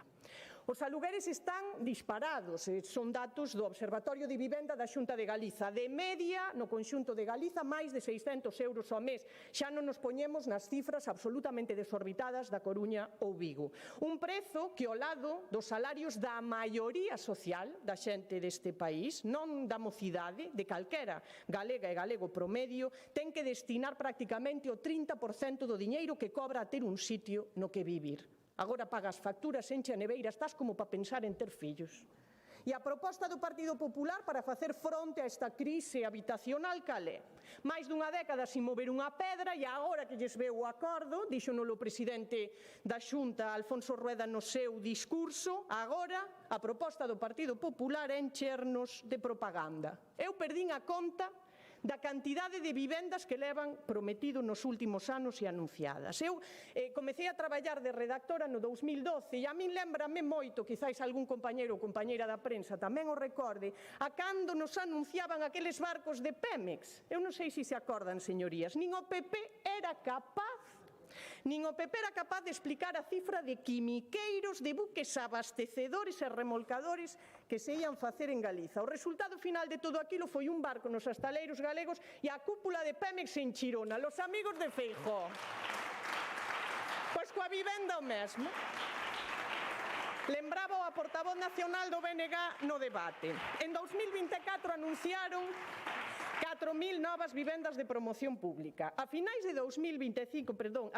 xaneiro de 2025 dicían que había, e abro aspas, que é a nota de prensa da Xunta, xa 3.000 vivendas en diferentes fases de execución. Sacaron o segundo plan de vivenda e anunciaron 2.000 máis para 2030. E a realidade hoxe, coas estadísticas do IGE, os datos do Instituto Galego de Estatística, na man, en Galiza hai 171 vivendas protegidas rematadas e sumando todo o que hai iniciado, público, privado e medio pensionista, temos 485 vivendas. Deixen de tomarlle o pelo a xente deste país, deixen de rirse das galegas e dos galegos, porque non viven de anuncios, nin pagan o aluguer con propaganda. Neste país, señorías, o que é unha realidade hoxe, son 90.000 vivendas baleiras só nas cidades. Apoien a proposta de resolución, a número 6, que presentamos desde o BNG e impulsemos un plan de compra pública de vivenda para poñer a disposición das galegas e dos galegos hoxe un lugar asequible no que poder vivir. Limitemos o prezo dos alugueres por lei a través da declaración de zonas de mercado tensionado e deamos carácter permanente a toda a vivenda de protección, non só a do IGUS e a da empresa pública de vivenda, a toda a vivenda de protección con carácter, insisto, permanente, para garantir que un dereito básico, que un dereito fundamental como a vivenda, non se convirte nun elemento máis para a especulación. Despois da vivenda, o segundo problema das galegas e galegos que sinalan como principal en Galiza é a sanidade. Supoño que o día que sondaxe fixo a enquisa, o único que atopou foi alborotadores, agitadores e gente del BNG por Galicia adiante. Aí fora, señorías, a propaganda que vostedes gastan non tapa o deterioro que as súas decisións políticas ten na sanidade pública deste país. Eu digo sempre, polo centro de saúde pasamos todos. Non ten que vir ninguén contarche nada. Velo tú, sufrelo tú. Un mes de espera para que te atenda o médico de cabeceira. 11.000 nenas e nenos sin pediatra asignado. E 380.000 persoas, e máis que toda a poboación da cidade de Vigo, que é a máis grande de Galiza, esperando nunha lista a que o vexa o médico especialista por unha proba diagnóstica ou para poder operarse. E iso que se saiba. Porque hai unha lista en B que vostedes ocultan na que tamén hai miles de persoas. Así que hai máis de 380.000. E diante disto, Rueda veu aquí anunciar un plan de atención primaria tan novo que é o mesmo que leva comprometido desde 2019. Iso é 35 psicólogos clínicos para 2028, dentro de 2 anos, sabendo como hai hoxe 400 centros de saúde neste país. Na provincia de Lugo, eu veño de aí, hai xente que comparte provincia, na provincia de Lugo toda entera, desde a Mariña ao sur, hai 3 psicólogos e psicólogas clínicos para unha poboación adulta de 300.000 persoas. Fagan vostedes a ratio. As galegas e galegos merecen máis que ter que pagar na privada o que vostedes lle negan na pública. Por iso, desde o BNG propomos 2 medidas concretas. Aprobar un plan de recursos humanos, o último do Sergas é de 2011, caducou no 2013, que incorpore novas categorías profesionais que liberen de carga asistencial as médicas e médicos de cabeceira, entre eles 100 psicólogas e psicólogos clínicos para atender a saúde mental da xente deste país. E un plan de choque para acabar coas listas de espera hospitalarias que están están descontroladas, destinando, xa non dicimos todo, senón unha parte do diñeiro co que se ceban as derivacións da privada a reforzar os cadros de persoal na pública. O terceiro dos problemas sinalados polas galegas e galegos é o envellecemento da poboación. Preocúpanos, e é lóxico, ver cada vez menos nenos e menos nenas na rúa e unha sociedade máis envellecida. O que non debería ser preocupante é envellecer. O problema é deixar de cumplir anos, non facernos vellos. Pero como non vas preocuparte? Se en Galiza tes na maior parte dos concellos que esperar a que morra un veciño para poder entrar no servizo de axuda no fogar. Se hai que agardar até 2 anos por unha praza nunha residencia de maiores pública, ou tes que buscarte como única alternativa á vida para pagar o diñeiro que non tes cunha praza na privada que va a 2.000 euros al mes. Desde o BNG propomos impulsar a creación de 1.000 prazas novas ao ano de residencias e centros de día públicos da Xunta de Galiza e incrementar até os 20 euros a hora do servizo de axuda no fogar en 2027. Máis e mellores servizos públicos para garantir os dereitos das persoas maiores e dependentes deste país fronte a un Partido Popular que o único que ofrece son cheques miseria para que as mulleres volvan cargar cos coidados aos seus lombos na súa cara por 400 euros ao mes ou que os concellos fagan as residencias e os centros de día que a Xunta de Galiza do Partido Popular non fai con 14.000 millóns de euros ao ano.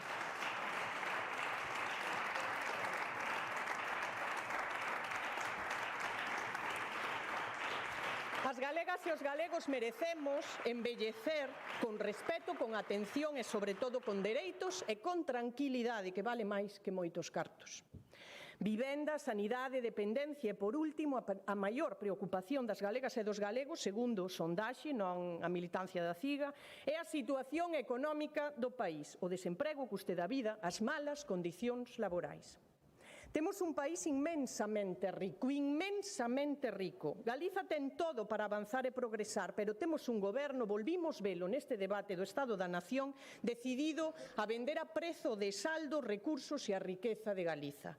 Un goberno e un presidente que actúan como cabalo de Troia do lobby eléctrico e mineiro. Vémolo co boom eólico depredador, co proxecto contaminante de Altri e mesmo como fan de valedores dos intereses dese puñado de empresas poñendo en xuízo mesmo a independencia xudicial. Xa o dixo onte Rueda, ían a abrir máis prospeccións e novos concursos mineiros dos que este país até o momento non gaña nada. Temos un tesouro debaixo dos pés e un goberno decidido a entregalo para que outros se enriquezan con el. Fronte a iso, no BNG propomos cambiar o modelo. Poñer a riqueza de Galiza ao servizo do desenvolvemento social, económico e humano deste país. En primeiro lugar, unha tarifa eléctrica galega e a creación dunha empresa pública de enerxía. Se Rueda quere parecerse a Noruega, empece por facer de Noruega. Noruega ten, ademais dunha empresa pública de enerxía que nos monta parques eólicos en Galiza, tarifas eléctricas diferenciadas dentro do propio país, NO1 a NO5. Tamén Alemanha, tamén Finlandia. Eu recomendolles viaxar a algo, andar polo mundo adiante, que é sanísimo, señorías do Partido Popular, para ver como hai países europeos perfectamente democráticos que teñen tarifas eléctricas diferentes dentro do seu territorio. Hai que andar polo mundo, señorías. Unha tarifa diferenciada no Estado español é ilegal, dixéronno efectivamente porque fixeron a lei eles, o Partido Popular. Pero xa tivemos tarifas distintas. En Galiza tivemos unha tarifa diferente, non se acordan? Que estuvemos gracias inestimables, gracias ao Partido Popular de Mariano Rajoy no ano 2013, as galegas e os galegos pagando a factura da luz máis cara do Estado. Baila gallego!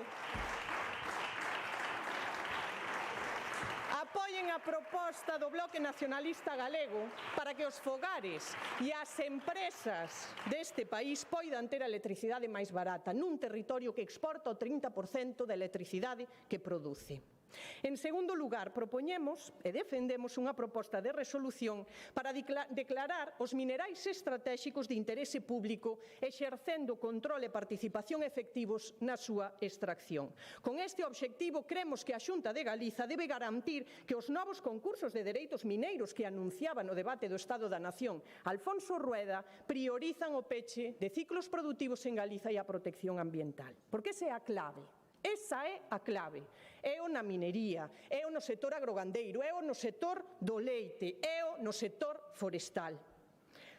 Crear valor engadido, xerar postos de traballo de maior cualificación, de máis calidade e maior riqueza no territorio. Con ese obxectivo, dentro das 40 propostas que defendemos e formulamos desde o BNG, propomos elevar o investimento en I+D+I na xeración de coñecemento como gran panca de desenvolvemento e modernización do noso tecido productivo até o situar no 2,5% do PIB en 2030 e aprobar un plan de desenvolvemento industrial que peche os ciclos productivos, que cree valor engadido situando no 20% en 2032 o peso da industria no Produto Interior Bruto galego. Isto exixe financiamento, claro está. Por iso, desde o BNG propoñemos crear 2 instrumentos financeiros. Dunha banda, o Instituto Galego de Crédito como xérmolo dunha banca pública que tamén existe no resto da nosa contorna, en países perfectamente democráticos que pasan a proba do 9 do Partido Popular, un Instituto Galego de Crédito que permita transformar o aforro galego en investimento para o tecido productivo do país. E doutra, o impulso dun fondo soberano para os investimentos estratéxicos cun capital inicial de 400 millóns de euros. Un fondo de investimento para consolidar e fortalecer os sectores produtivos deste país, para defender a galeguidade, o enraizamento do tecido industrial e empresarial con Galiza e tamén para impulsar cara adiante sectores económicos tradicionais ou outros emerxentes que teñan grandes potenciais de crecemento. Trátase, señorías, de confiar na capacidade deste país, no talento e no traballo do pobo galego. Dicía ao comezo na miña intervención que as propostas de resolución que defendemos hoxe desde o BNG perseguían 3 obxectivos: blindar os servizos públicos, poñer a riqueza de Galiza ao servizo do país e, en terceiro lugar, construir unha Galiza máis forte, unha Galiza que teña máis e mellores ferramentas, máis capacidade de decisión e intervención en todos os ámbitos da nosa vida, no social, no económico, poñendo en valor o que máis nos une como pobo, que é o noso idioma. Este ano cúmprense 45 da aprobación do Estatuto da Autonomía de Galiza, de 1981. Coido que a mellor maneira de explicar ese marco político, esa ferramenta, non o paraugas do autogoberno galego nos seus 45 anos, é facelo da maneira máis galega que se me ocorreu, que é falar do tempo. Miren, en xeral, nos lugares nos que chove moito, a xente tende a dicir que cando chove ven mal tempo. Logo a todo o mundo lle gusta vir aquí e ver o verde autóctono, non o dos eucaliptos, non hai unha sola persona que veña a ver eucaliptais a Galiza, pero bueno, non nos desviemos. É un erro crer que o problema é a chuvia, non? Eu teño un amigo que viviu moitos anos en Alemania e os alemáns teñen un proverbio para isto, non? Non o vou dicir en alemán, non chego aí, non? Non hai tempo malo, só roupa inapropiada, din os alemáns. E dirán vostedes que terá que ver isto co Estatuto da Autonomía. Pois que cos países, señorías, pasa igual que ca auga, pasa igual que coa chuvia. O que falla non é o país, é o traxe. E o noso traxe é ese marco político que lle queda estreito, que lle queda 2 ou 3 talles máis pequeno do que necesita e do que se merece este país. E vostedes, señorías do Partido Popular, aínda lle fixeron o traxe máis pequeno e máis estreito porque non cumpren o Estatuto do 81, non o desenvolven e, ademais, non piden ningunha soa competencia máis. Porque xa nos dixo o presidente do estancamento, xa nos dixo o presidente do falso galeguismo, Alfonso Rueda, nun momento de extraña lucidez e sinceridade, que o Partido Popular de Galiza só reclama aquelas competencias que sabe que vai a exercer mellor que o Goberno de España. En 17 anos, vai a declaración de incompetencia, señorías do Partido Popular, non podíamos nós explicalo mellor que vostedes. E por que non lle serve, por que dicimos que non lle serve ese traxe, non? Ese Estatuto do 81 a Galiza? Por que dicimos que lle ven estreito? Porque as galegas e os galegos non podemos decidir, señorías, sobre a maior parte das cousas, que afectan, oiga, a nosa vida diaria, non grandes desiderátums, non. O de todos os días, desde que te levantas hasta que te deitas. Mire, non podemos decidir sobre a práctica totalidade dos impostos, dícenolo aquí o conselleiro de Facenda, cada día, si suben, si baixan, si nos entregan a conta. Por qué? Pois porque non recaudan os impostos en Galiza, agora hai que facer a declaración da renda. E a Hacienda somos todos, sobre todo España. Non podemos decidir sobre a principal autoestrada deste país, tantas veces prometida, nunca transferida. Por qué? Porque é do Estado. Non podemos decidir sobre os trens, nin os horarios, nin as frecuencias, nin a vía, nin o convoi, porque tampouco é competencia nosa. Nin sobre os aeroportos, que están tan de actualidade, si tes un, si tes tres, si vas a Ranón, se vas a Porto, tampouco podes decidir, porque son de AENA, que tamén é España. Iso por citar apenas uns exemplos de rabiosa actualidade política. Poderíamos estar así toda a mañá. Para cambiar iso e construir unha Galiza máis dona de si, máis forte, desde o BNG formulamos 3 propostas. Abrir unha ponencia no Parlamento que permita ás galegas e aos galegos 45 anos despois da promulgación do Estatuto avanzar cara á súa soberanía plena. Deixar de pedir para comezar a decidir como adultas sobre as nosas propias vidas. Defender un sistema de financiamento xusto a través dun concerto económico que nos dé a chave dos nosos cartos. Queres baixarlle o IVA ao peixe, faino, pero para eso necesitas soberanía fiscal. E en terceiro lugar, unha Galiza máis forte pasa por protexer o que máis nos une como pobo. Garantir os dereitos lingüísticos a través do cumprimento inmediato do Plan Xeral de Normalización da Lingua Galega. Recuperar o consenso político que o Partido Popular rompeu no ano 2009, a través da derrogación dese decreto da vergoña garantindo o carácter vehicular da lingua galega no ensino. Temos dereito a que as nosas fillas aprendan a lingua propia do seu país. Eu non penso resignarme a ver como a miña o vai perdendo pouco a pouco. E este pobo tampouco se vai quedar de brazos cruzados.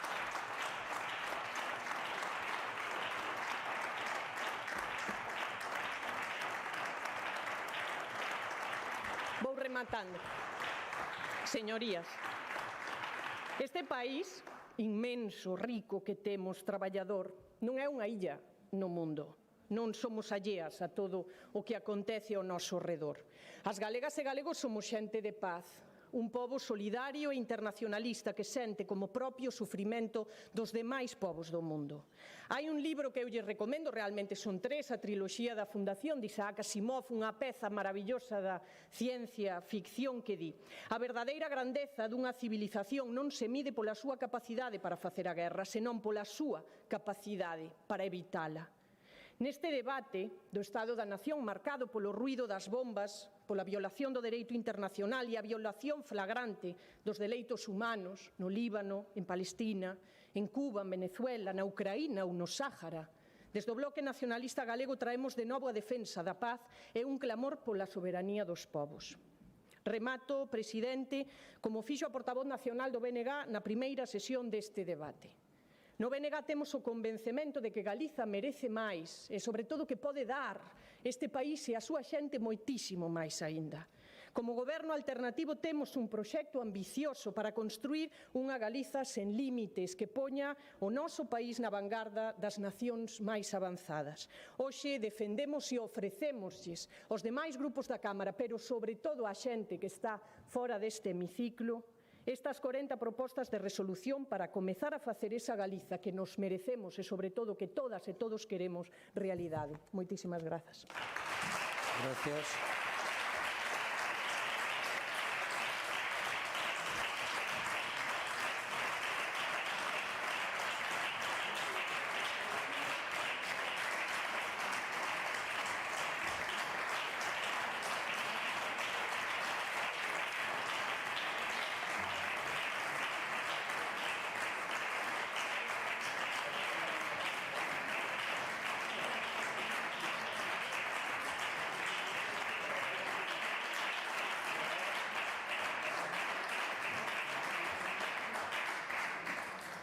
Grupo Parlamentario Popular, señor Pazos.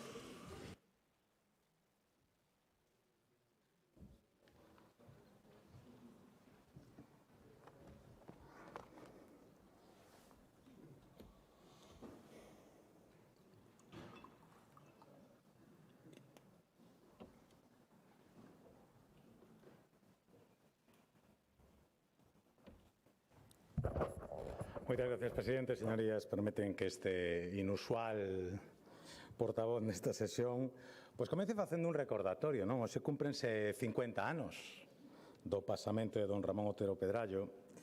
Eu estou seguro que a don Ramón, precursor de tantas cousas, pois te gustaría que este debate sobre o Estado da Autonomía servise pois para facer unha radiografía da Galicia que estamos a construir os que sí nos preocupamos polos galegos e galegas, unha Galicia da que eu creo que don Ramón se sentiría francamente orgulloso. Fronte a crispación e o conflito, fronte a crítica pola crítica, o goberno de Alfonso Rueda chega aquí, eu diría que en perfecto estado de revista. Por suposto, con autocrítica, con altura de miras, conscientes de que sempre se pode mellorar, de que estamos dispostos a elo, pero este día é a mostra da estabilidade política do goberno galego. E hoxe se están escenificando aquí dous modelos. O modelo da Galicia do sí, do presidente Rueda, e o modelo da Galicia permanente non, que protagoniza a oposición. O modelo da Galicia que avanza e o modelo da Galicia que aínda non se decatou, que leva 17 anos estancado nos asentos da oposición. 17 anos e siguen dicindo que os estancados somos os demais. É sorprendente, señoría. En fin, temos un modelo dunha esquerda que vai en PAC, non? O modelo do non do BNG e o non modelo do PSDG. Unha oposición absolutamente afastada da realidade de Galicia e afastada da realidade dos galegos. E, sin embargo, o modelo de sí, o modelo da Galicia que goberna. Un goberno galego con Alfonso Rueda ao fronte, no que o sentidiño impera dende o primeiro día facendo da normalidade democrática bandeira, que realmente mellor representa a Galicia.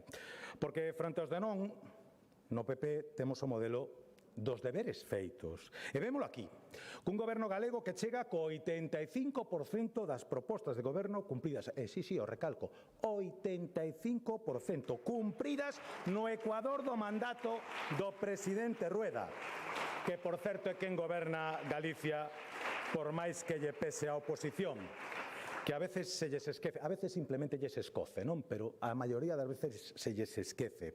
Chegamos aquí con balance, con propostas, e iso que nos trae aquí a este Parlamento para mirar cara ao futuro e cara a Galicia que temos. Falamos de propostas realistas, isto é importante, realistas e efectivas, centradas no que importa, propostas da Galicia que goberna. E fronte a esa falta de iniciativas da Galicia que bloquea do BNG e do PSOE, presentamos un modelo de goberno que cumpre. E aquí trouxemos unha batería de propostas que parece que non coñecen, por certo, dun goberno resolutivo, con orzamentos, con estabilidade, con todo o que hai que ter para afrontar as necesidades de Galicia e resolver as preocupacións das galegas e dos galegos. Porque, señorías, a normalidade institucional é a esencia do noso modelo, con debate de Estado de Autonomía e con orzamentos. E en fronte temos un goberno de Sánchez a deriva que leva 8 anos, 8, sen debate do Estado da Nación e 4 sen orzamentos. Con que legitimidade poden exixirnos nada os que participan nese goberno e os que o apoian cegamente en Madrid? Pois, de feito, ocorre o de sempre, que cos orzamentos tamén quedan caladiños alá en Madrid, non lles importa en absoluto a repercusión que ten para as familias galegas que o señor Sánchez non é que non aprobe, que nin sequera presente orzamentos xerais. Señor do BNG, socios e cómplices no goberno central non lle exixen tampouco orzamentos, dalle igual. Imos contabilizar por cento, xa que falamos de orzamentos, canto lle custan aos galegos as maravillosas e realistas propostas que nos regalou neste día a señora Pontón. Miren, por se alguén ten calculadora, 700 millóns de euros do escudo social propio para efectos económicos da guerra, 160 millóns do plan de saúde mental, 1.125 millóns de euros, o 1,5% do PIB, para as universidades, 20 millóns de euros equivalentes ao incremento do 20 euros do SAF que plantexaban nunha das súas propostas, 1.900 millóns de euros que supón o 2,5% do PIB para I+D+I, 1.500 millóns de euros do Fondo Soberano, moi importante o de Soberano, para os investimentos estratégicos, 50 millóns de euros para o Plan de Emprego Verde, 100 millóns para o Fondo de Besa da Rogueira, 800 millóns de euros para o Plan de Xestión Integral da Auga. Total, 6.355 millóns de euros, casi o 50% dese orzamento que nomeaba a señora Rodil, en 9 propostas de resolución. En 9, señorías. E isto hai que sumarlle 90.000 viviendas que pediu a señora Pontón o mércores que comprásemos. Non sabemos a quen nin a que prezo. O Fondo de Reinversión Ecolóxica e Soberana, o Fondo Monte Vivo, o Fondo Cantares Galegos, a tarifa intermodal para todos os galegos. Por suposto, isto sin cuantificar, como están sin cuantificar, por certo, tamén o plan de atención primaria, o plan de choque para listas de espera, 2.000 prazas públicas en centros de día e residencias, o plan de recursos educativos e atención á diversidade, o plan galego de educación e diversidade, o plan para evitar que mozos emigren, o pacto galego pola ciencia, os programas de consolidación Antonia Ferrín Moreiras, o plan de fomento da actividade tecnolóxica e industrial, o plan de rescate, recuperación e revitalización do patrimonio cultural, o plan estratégico para a xestión do patrimonio cultural, o plan estrutural plurianual da pesca e algo no que son expertos, por certo, que son os novos chiringuitos, a saber, o Instituto Galego das Mulleres, o Instituto Galego de Crédito, a Empresa Pública Galega da Enerxía, o Observatorio Galego do Traballo Autónomo e o Instituto Rosalía para a Proxección e Promoción da Lingua, que non sei se é iniciativa propia ou suxerencia da propia Rosalía, que sei que teñen interlocución directa. Oia, exactamente, con que pensan pagar o resto dos servicios públicos que disfrutan os galegos? Señorías, o seu goberno na sombra está moi lonxe de estar preparado para gobernar. En este día, igual que no debate de orzamentos, o BNG deixa claro que non é quen de xestionar os recursos públicos cun mínimo de realismo e de rigurosidade. E como dicía, en Madrid calan porque cando a falta de orzamentos do Estado réstalle a Galicia, a nosa comunidade, 388 millóns de euros en 4 meses, pois aí calan. Esas son as consecuencias para os galegos de que o Goberno de España, que máis ten agraviado a nosa terra, por certo, nin sequera presente orzamentos. Pero claro, o BNG, a boca pechada cando hai que reclamar o que se lle quita a Galicia, e a boca moi grande, moi grande, para despilfarrar os cartos de todos os galegos. Falemos tamén de financiación, porque por fin recoñeceron que Galicia ten unhas particularidades que atender no reparto de financiamento. Noraboa, señorías, é sorprendente, por certo, que nos fagan vostedes unha proposta de transacción na que se inclúe unha mellora do sistema de financiamento para Galicia, recoñezando que levamos anos dicindo dende o Partido Popular de Galicia que o Goberno de España ten que ter en conta as singularidades de avellentamento e de dispersión da poboación. Ou sexa, recoñecen vostedes abertamente que o seu modelo de financiamento era, como dicíamos, inxusto con Galicia. Vaya, agradecemos a sinceridade, pero deberían de facer algo ao respecto, non lles parece? Por certo, onde están os cartos que o señor Sánchez ingresa co inferno fiscal ao que somete as familias galegas e as do conxunto de España? Porque os galegos pagamos máis, pero coa súa proposta recibimos menos. Temos que falar tamén de autogoberno, e aquí si quixemos. En Galicia levamos anos traballando para a ampliación do autogoberno, non se confunda. Efectivamente, nós non falamos de transferencias ao por maior, que é o que lles gusta a vostedes, señoría. O BNG quere as transferencias ao kilo, que é como lles gusta. Nós hablamos, efectivamente, de asumir honestamente non o que creemos que podemos facer mellor nós, señora Rodil, senón que creemos que se goberna mellor dende unha comunidade autónoma que dende o goberno central, por proximidade, por coñecemento, por apego á realidade. É tan sinxelo como iso. Coincidimos co BNG, por favor, que isto sí que quero deixalo claro.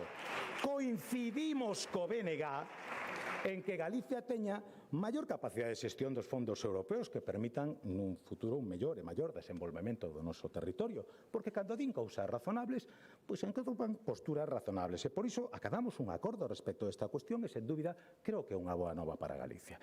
Probada a capacidade deste goberno para facilitar a vida aos galegos e a xestión que se fai das autoestradas, que son as máis baratas do Estado cando as xestiona a Xunta, e as máis caras cando as xestiona o señor Sánchez, o PSOE e os seus socios do BNG. Por tanto, señoría, pedir rebaixas equiparables a dúas circunstancias que teñen precios de base moi distintos é un tanto ridículo. Por lo tanto, vamos seguir pedindo ao goberno que transfira dunha vez a AP9 a Galicia. Parécenos que é de xusticia. É sorprendente que os socialistas de Galicia traian aquí unha proposta para pedirlle ao goberno galego que solicitemos a gratuidade da AP9. Pero temo que pedila. Pero, señor Besteiro, señorías, foron vostedes as que a prometeron, foron vostedes os que tiveron o desparpajo de prometer esa gratuidade e teñen a cara vostede hoxe de vir aquí en campaña, fora da campaña, de decirnos que pidamos aos demais o que vostedes prometeron. Unha AP9 gratuita. Como decía vostede, isto con nós vaise a acabar, decía mentre collía o ticket da máquina expendedora da peaxe hoxe, ponlle de novo a pelota no tellado da Xunta de Galicia. Isto é exactamente o que vale a palabra do señor Besteiro. Unha mágoa, señorías. Nós queremos ser útiles e queremos seguir incrementando as nosas competencias, como pelexamos, por certo, coa de xestión do litoral. Pese aos reiterados intentos de inxerencias do Goberno de España, cos seus intentos de modificar o réxime xurídico das concesións no dominio público marítimo terrestre. Por certo, costounos moito e non tuvemos o apoio dese BNG que tanto pula por conseguir maior competencia para Galicia. Nos a queríamos porque, como somos a comunidade autónoma con máis kilómetros da costa, imos seguir protexéndoa, protexendo os nosos pescadores, as nosas mariscadoras e a toda a cadea marindustria. E, por certo, permita neste momento que lle envíe un forte aperta, creo que en nome de toda a Cámara, a Mari Carmen Lema, a súa familia, a percebeira lamentablemente falecida fai unhas semanas en Porto do Son, tras un golpe de... Para eles, a solidaridade estou seguro que de toda a Cámara. Son estes acontecementos tan tristes os que nos fan lembrar a valentía e o esforzo diario de moitas mulleres que, en moitas ocasións, se xogan a vida para poder levar os produtos galegos a restaurantes, a prazas de abastos de toda España e tamén, hai que recordalo, para poñer un prato de comida na mesa da súa familia. Non somos conscientes de que o mal tempo dos últimos meses, porque para algunhas cousas o mal tempo si é mal tempo, señoría, pois supuxe unha drástica baixada da salinidade das augas e coa consecuencias que iso ten sobre a poboación de marisco e por iso incorporamos as axudas de ata case 23 millóns de euros para que o xente do mar poda recuperarse, para que o marisqueo siga un modo de vida para milleiros de galegos e galegas. E por certo, unha petición, un recadiño que seguro que me reciben vostedes con cariño. Falouse aquí o mércoles. Rebaixen dunha vez por todas o IBE dos produtos do mar. E, por suposto, señoría, tamén os da carne que xa o temos solicitado. Porque o sector primario para nós tamén é un piar fundamental e de identidade e da economía de Galicia. Vivimos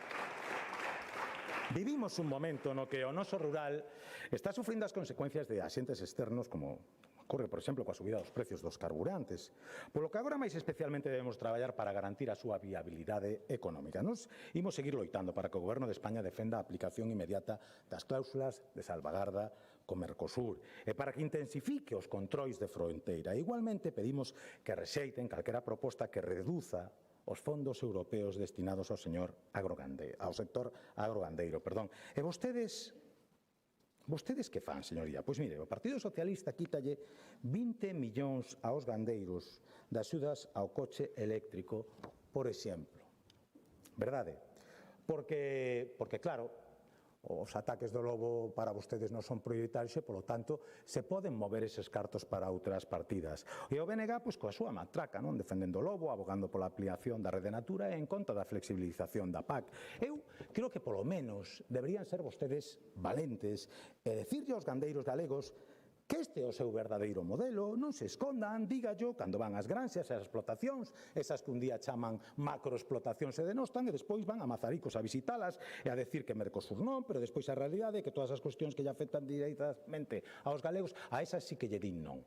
Permanentemente, señoría. Por certo, xa que estuvo a súa líder en Mazaricos, ben pudo aproveitar para preguntar polos destrozos que fixo o lobo tamén en Mazaricos, pero parece que para iso tampouco atopou tempo na súa visita. E fronte non a todo o modelo do sí, o modelo do Partido Popular que permite que pechemos 2025 co récord absoluto de produción leiteira. Por primeira vez, 3 de cada 4 litros se transforman na nosa terra, aquí, en Galicia. E o vacún de carne pois está en cifras de facturación nunca antes vista.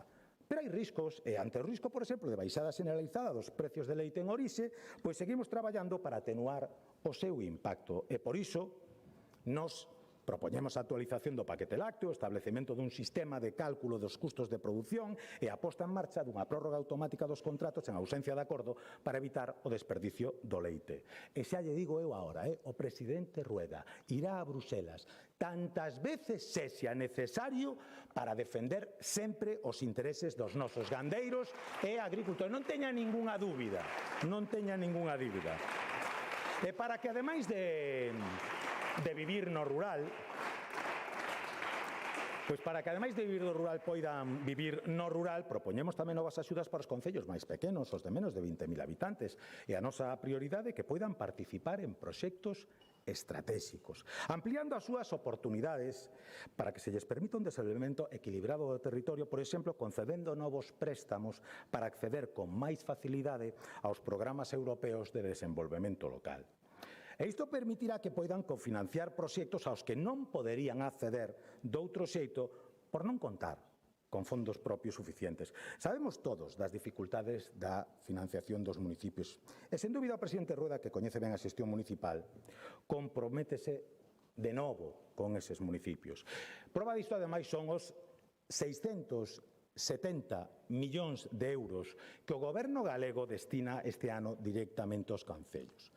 Vostedes nos acusan de abandono aos concellos e nos poñemos en riba da mesa a cifra de financiación máis alta da historia desta comunidade. Esa diferencia, señoría, os concellos pequenos, os concellos rurais, son parte da identidade de Galicia, parte esencial da nosa identidade. E por iso seguiremos apostando por ofrecer oportunidades e servicios no rural, defendendo un campo galego forte, porque o agro é sinónimo desa Galicia que somos. O agro tamén é Galicia calidade.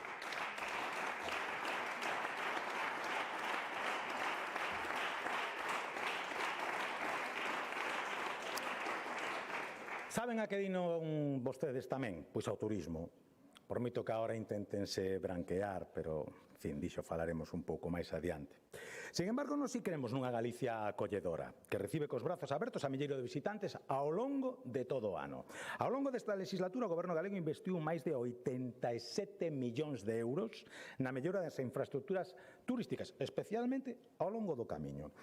E por iso debemos seguir desenvolvendo iniciativas que fagan do ano Santo Xacobeo 2027 un ano histórico, que é o que queremos.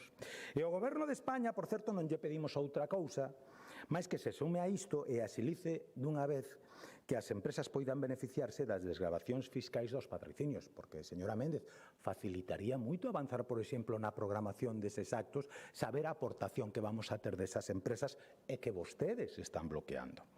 Do modelo do turismo do BNG, pois que vou decir? O que están intentando, supoño, implantar na capital de Galicia. Unha cidade como Santiago de Compostela, referente mundial do cristianismo, pero a única religión que practica o goberno do BNG de Santiago é a turismofobia. Mire, dende que o independentismo goberna esta cidade, a única política turística que levaron a cabo foi a de querer expulsar coas súas políticas a todos os que nos visitaban. Isto non é unha afirmación subjetiva, demonizaron vostedes os visitantes. Porque xa non é que non promocionen Santiago no resto do mundo ou atraian turistas, é que por enriba inda implantar unha taxa turística para mellorar a cidade con este resultado, señorías. Esta Semana Santa os cofrades desta cidade pasean entre o lixo polas rúas do casco histórico. Pregunto, era para isto a taxa turística? Non lles cae a cara de vergoña a ver a imaxen que están trasladando vostedes da capital de Galicia?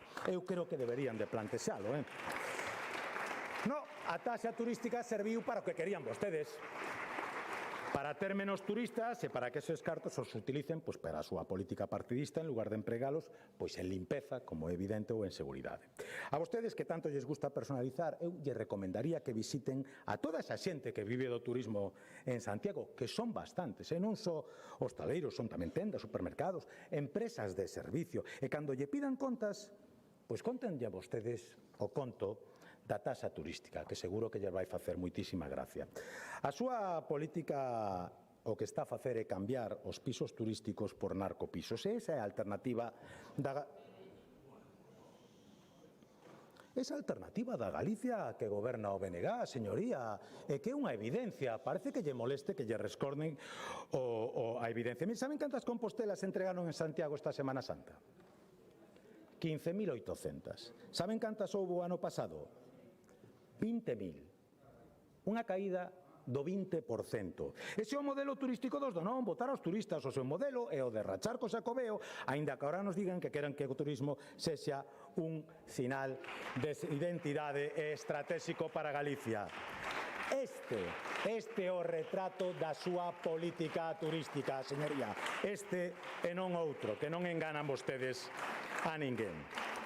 Miren, nestes momentos de incerteza, con aumentos do custo da enerxía e, ainda máis importante, a nosa política enerxética, apostando polo avance das enerxías renovables. O noso obxectivo é que as galegas e os galegos participen cada vez máis nos beneficios asociados ao aproveitamento de recursos naturais e se blinde o retorno social e económico para o conxunto do país. As súas políticas son desconectar unha provincia inteira da rede eléctrica, limitando o desenvolvemento industrial de todo Lugo. Non está mal. E polo outro, pois simplemente non lles vale ningún modelo. Non queren eólicos, non queren hidráulica, non queren biogás. Vostedes queren a vela e o candelabro, que é o modelo do Bloque Nacionalista Galego. Entonces eu pediría que se deixaran de demagoxia e xa que non conectan nada máis, polo menos conéctense coa realidade. Nos queremos denunciar e corrixir todas as decisións e inaccións que están limitando o desenvolvemento industrial enerxético de Galicia e a falta de execución dunha parte moi significativa dos fondos dos PERTE industriais, fondos que deberían ter sido descentralizados nas comunidades autónomas. Por certo, señoría, atreverse a falar hoxe, tal día como hoxe, de beneficiar aos amigos co que estamos escoitando nos xulgados estes días describe perfectamente a falta de prudencia que leva a súa señoría amosando durante os últimos meses.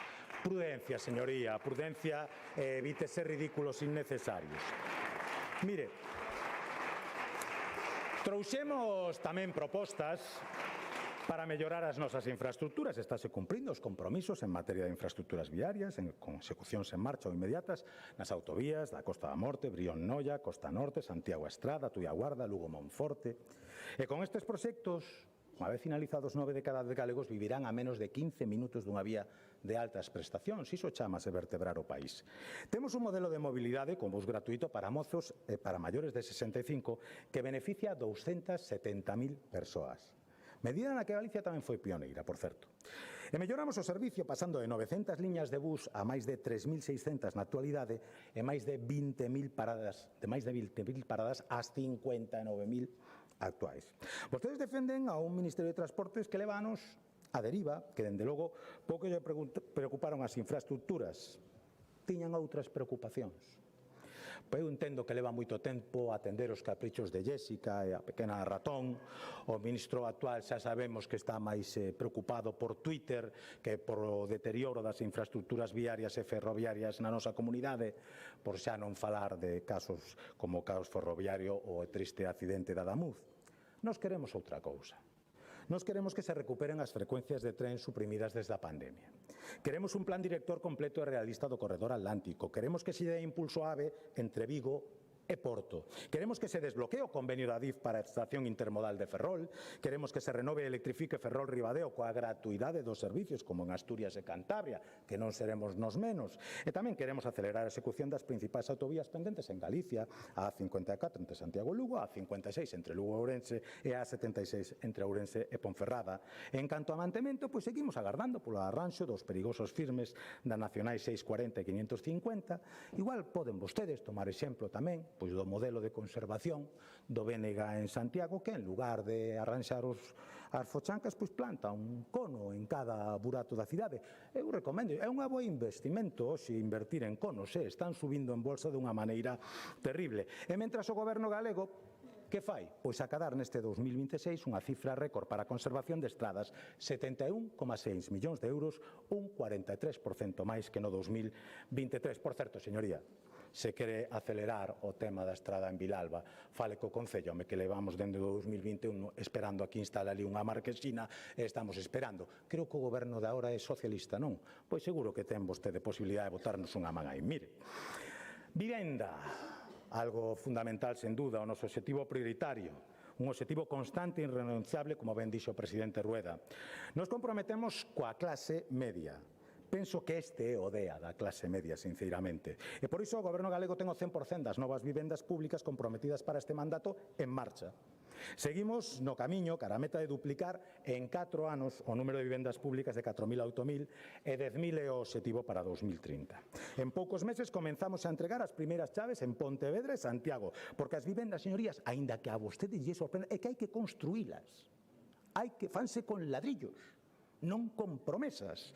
Entonces, queremos seguir facilitando e construindo, facendo o acceso a máis persoas a vivenda pretoxida. Ímolo facer, primeiro, elevando o limiar máximo da renda ata 4 veces o IPREM para optar a unha vivenda, e no caso das familias numerosas, ata 4 veces e medio ese IPREM. A Xunta de Galicia vai reservar o 30% da vivenda pública en venda para persoas entre 36 e 45 anos, especialmente para as que teñen fillo ou persoas dependentes ao cargo. E, ademais, a partir do próximo ano, bonificaremos o 100% do imposto de actos xurídicos documentados para as vivendas protegidas. Señorías, isto é unha política de vivenda útil, pegada aos problemas reais da xente que nos deu a súa confianza na urna. E o seu castelos no aire. A xente común, a xente que levanta a persiana dos seus negocios cada mañán, a xente que aposta por emprender en Galicia, a xente que quere traballar dignamente. Nos pensamos en toda esa xente. Pensamos en todos eses galegos esquecidos polo Goberno central, todos eses galegos que non teñen as rendas tan baixas como para poder acceder ás axudas de persoas vulnerables, pero tampouco o suficientemente altas como para poder afrontar o custe dunha vivenda no momento actual.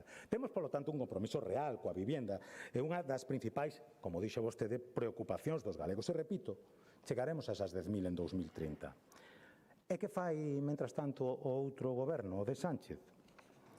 Pois o mesmo que fan as voceiras das súas socios aquí en Galicia, inventar cifras. Onde están as vivendas que prometeu o señor Sánchez para a Iglesia? Onde están? Porque falaron vostedes aquí de propaganda barata. Que gran exemplo de propaganda barata. O goberno galego leva 10 anos reclamando a cesión das vivendas da Sareb. As poucas que se cederon en usufructo foron inmediatamente adxudicadas.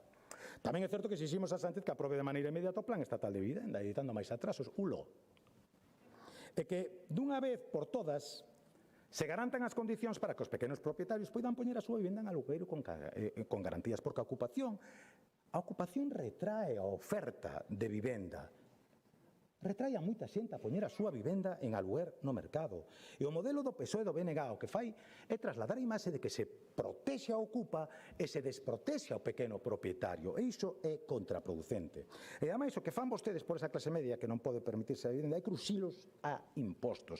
Obrigalos a ter 2 ou 3 traballos para poder vivir con certa folgura e que cada día sexa máis complicado levantar a persiana dun negocio para pagar a cota de autónomo, non?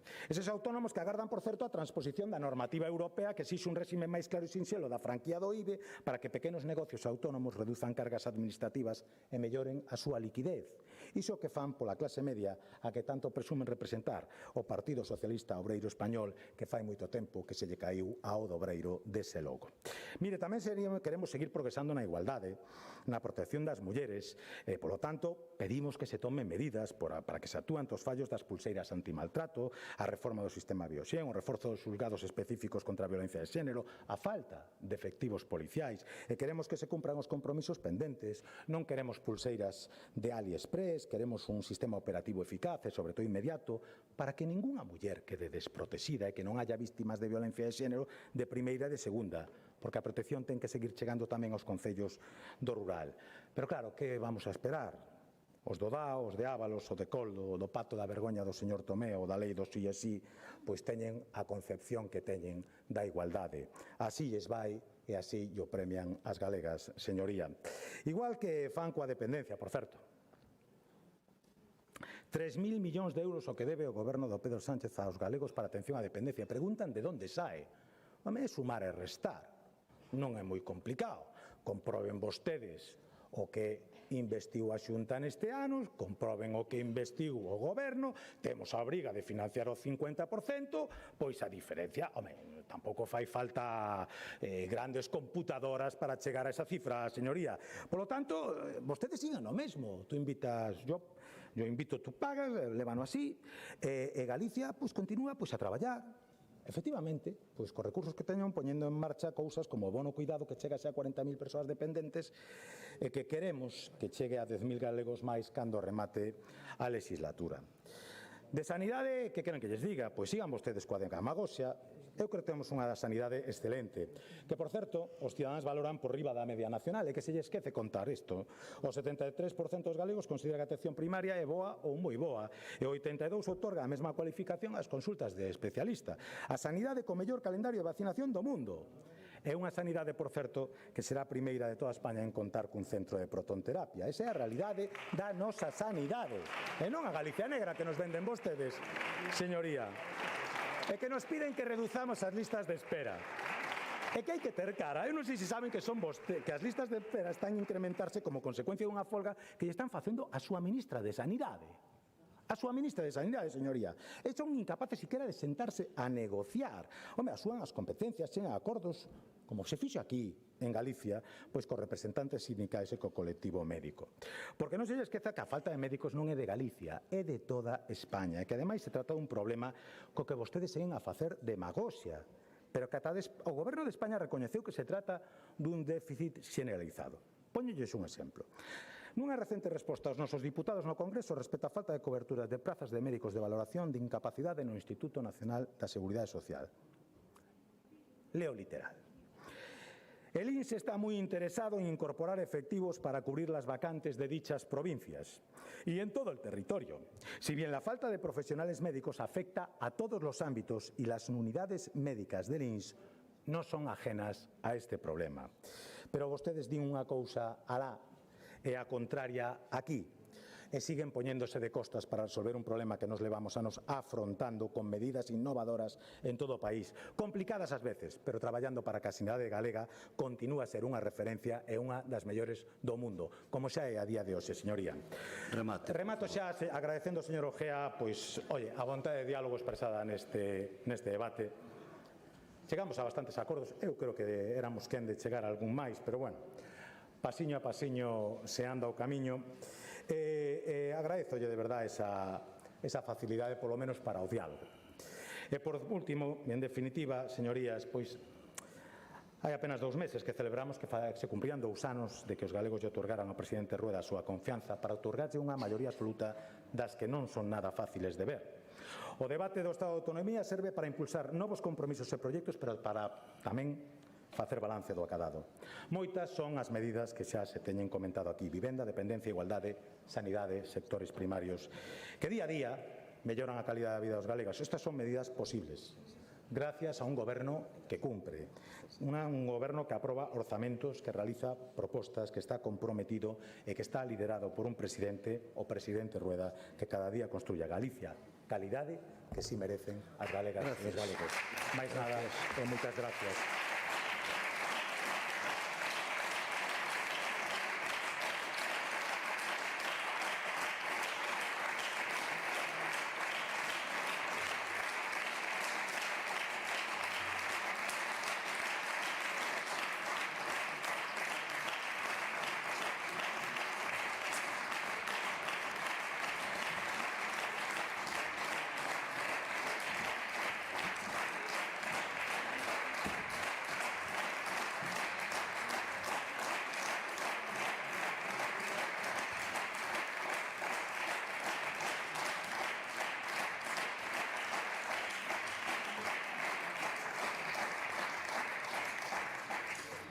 Rolda de posicionamento dos grupos parlamentarios. Grupo Parlamentario Mixto, señor Ojea.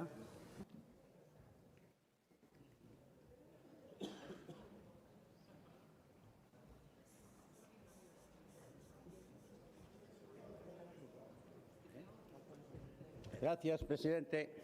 Hola de novo, señorías, público e que nos este seguindo. Bueno, unha das cousas que máis me chama a atención é que prácticamente nas propostas de todos os grupos fan constar unha preocupación por parte de todos os grupos prácticamente dos mesmos problemas, non? O que cambia a solución proposta, pero os diagnósticos acerca de problemas de vivenda, de degradación ambiental, problemas causados por Mercosur, os incendios, a seguridade, tanto nos seus diferentes aspectos, seguridade vial ou seguridade en xeral, economía, os problemas que ten a educación, a sanidade, a xestión administrativa, que se piden unhas transferencias, que se non, que se delega nos concellos, o problema demográfico, un aspecto del pois é o tema de inmigración, a igualdade, bueno, prácticamente todos os grupos son conscientes destes problemas. Despois, claro, no que se diferencian unhas propostas das outras é na solución que se propón, condicionada, a priori, incluso moitas veces por posicionamentos ideolóxicos, non? máis ou menos conspicuos.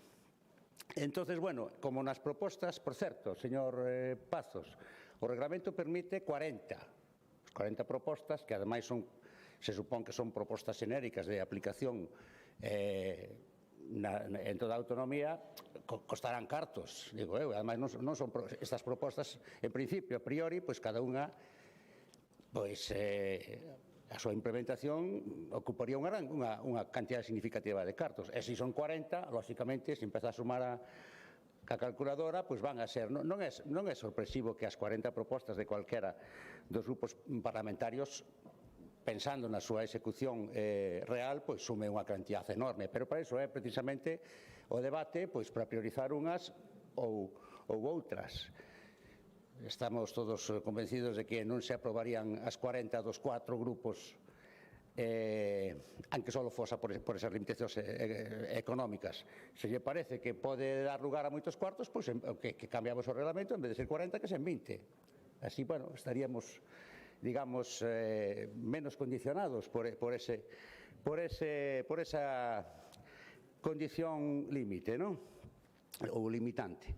Bueno, a hora de escribir as propostas, a letra das propostas, pois parece bastante razoable na maioría dos casos, entre outras cousas, porque, bueno, tamén se busca unha redacción que a faga o máis digestible posible, buscando o potencial maior grado de acordo, lóxicamente, aunque despois, claro, a medida que se concreta, pois a medida que se enfoca máis a lente, pois empeza a aparecer as discrepancias, non? Pero, bueno, no que son as intencións, no que son as boas intencións e os vos desexos, que é fundamentalmente o que se trata nunhas propostas, outra cousa é a súa execución, xa o dice o vello refrán, non? Do dito ao feito hai un bo treito, non? Pero así a priori é difícil rexeitar así a priori a maioría delas. Por iso lles digo que o noso grupo, na súa intención de voto, que a priori, individualmente consideradas, non sei despois que cambios haberá o mellor en votacións en conxunto, que sempre poden, pois, bueno, mediatizar un pouco máis o voto, vou dicir que non lle votamos en contra de ningunha a ninguén. Non temos pensado, a nosa intención de voto é non votar en contra de ningunha. En concretamente, todo o peor que podemos facer, ou todo o máis que facemos, será absteñernos en moitas, pero, mire, Partido Popular, das 40 que presentou, abstenémonos en 10, en principio, votaremos a favor de 30. No Partido Socialista, das 40,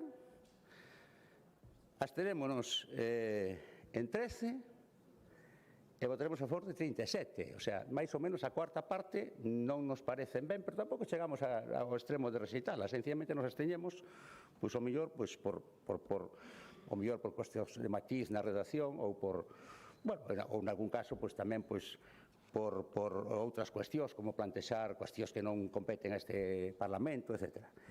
E no caso do BBNG tamén temos pensado absteñernos en 13 e votar a favor das restantes 37, o sea que das restantes 27, claro, é dicir 37, 27, claro, o sea que máis ou menos 30 a favor e 10 de abstención en todos os casos, en algún caso 27 en vez de 30 ou 13 en vez de 10, pero, bueno, máis ou menos esa proporción. Quer dicir que nunhas 3/4 partes casi estamos, en principio, polo menos, de acordo coa letra. Outra cousa son as intencións máis ou menos ocultas que oculten a letra, porque, claro, pero o problema, que ademais fíxeme consciente deso, onte discutindo ou falando co señor Pazos, non? O señor Pazos tomaba a letra como dicían os clásicos, cun grano salis, non? O sea, con moito detalle, non? E dixen, a principio sorprendíame ese grado de rigurosidade no texto, non? E despois dixen, bueno, que este señor é abogado, e claro, os abogados coñecen ben as consecuencias cando o legislativo non estudia cuidadosamente a letra, porque vai ser o que quede despois do espírito inicial, neste caso un espírito pois máis ou menos conciliador ou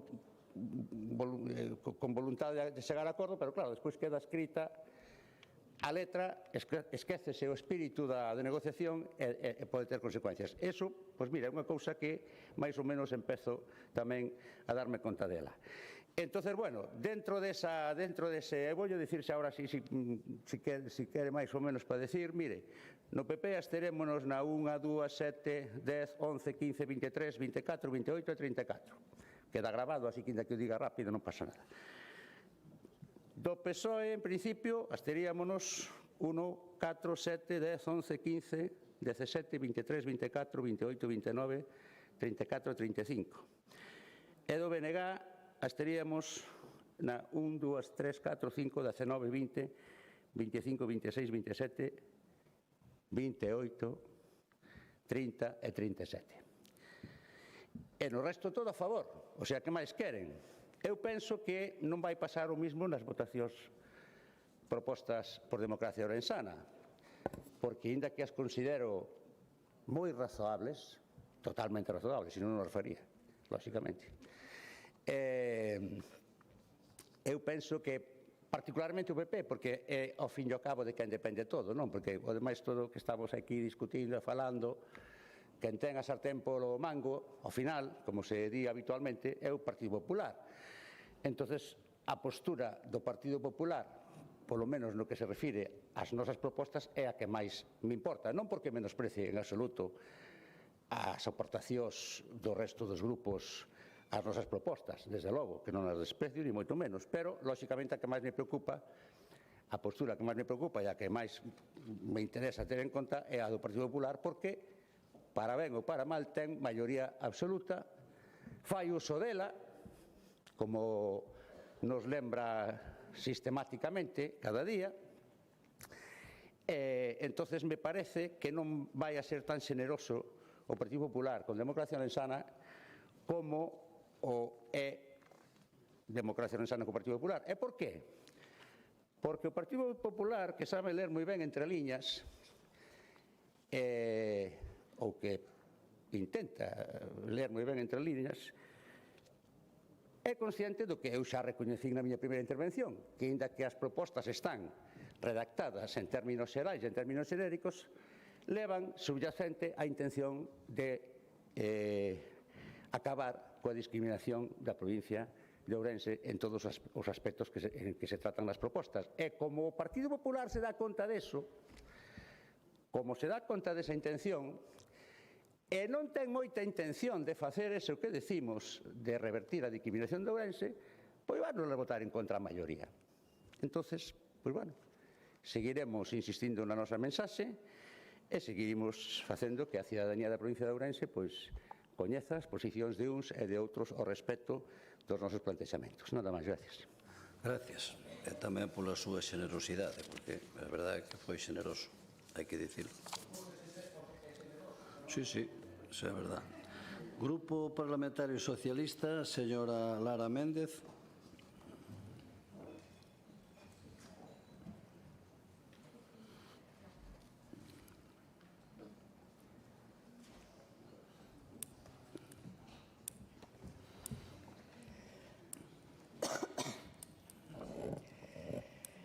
Grazas, presidente. Pois, señor Pazos, pensei que como empezou a intervir con ese ton, non? Que iba a centrarse nos temas que nos acaecían hoxe aquí e non iba a entrar no fango, pero non, entrou. Ao final entrou no fango dos ábalos, coldos, etcétera, etcétera. Pero resulta que se olvida vostede de que agora mesmo estánse a celebrar 2 xuicios en paralelo. Non? O que pasa que o outro non lle interesa. Un dos xuicios ten 3 persoas implicadas que dende o Partido Socialista xa denunciamos esta situación e xa actuamos. Señor Pazo. O outro xuizo, frente a esas 3 persoas, ten toda unha cúpula dun ministerio, do Ministerio do Interior, toda unha cúpula. E toda unha cúpula de un partido, o Partido Popular, con M. Rajoy á cabeza. E hai que ter cuajo, como dice vostede moitas veces, hai que ter cuajo para vir aquí a falar de Ábalos e Coldos, que xa non están no partido. Ou para falar... Non, que os seus siguen todos, porque claro, cando fai o Partido Popular, como ten carta blanca para todo, non pasa nada. Pero se fan outros partidos, estamos en outra situación. Hai que ter rostro, que tamén lle chaman, sai? Rostro. Hai que ter moito rostro. Ou se falamos Diputación de Lugo versus Diputación de Ourense. Señor Tomé versus señor Baltar. Porque lles quero recordar que o señor Baltar tamén estuvo no seu día con unha acusación de presunto acoso sexual. Igual que está agora o señor Tomé, presunto acoso sexual. Pero o señor Tomé xa non é militante do Partido Socialista. O señor Baltar, no seu día, sigueu de militante do Partido Popular. Non só sigueu de militante no Partido Popular, que hoxe, con unha condena firme en riba da mesa por outra cuestión, pero unha condena, está sentado no Senado, co beneplácito do Partido Popular. E ten cuajo tamén que veñan vostedes aquí falar de narcopisos.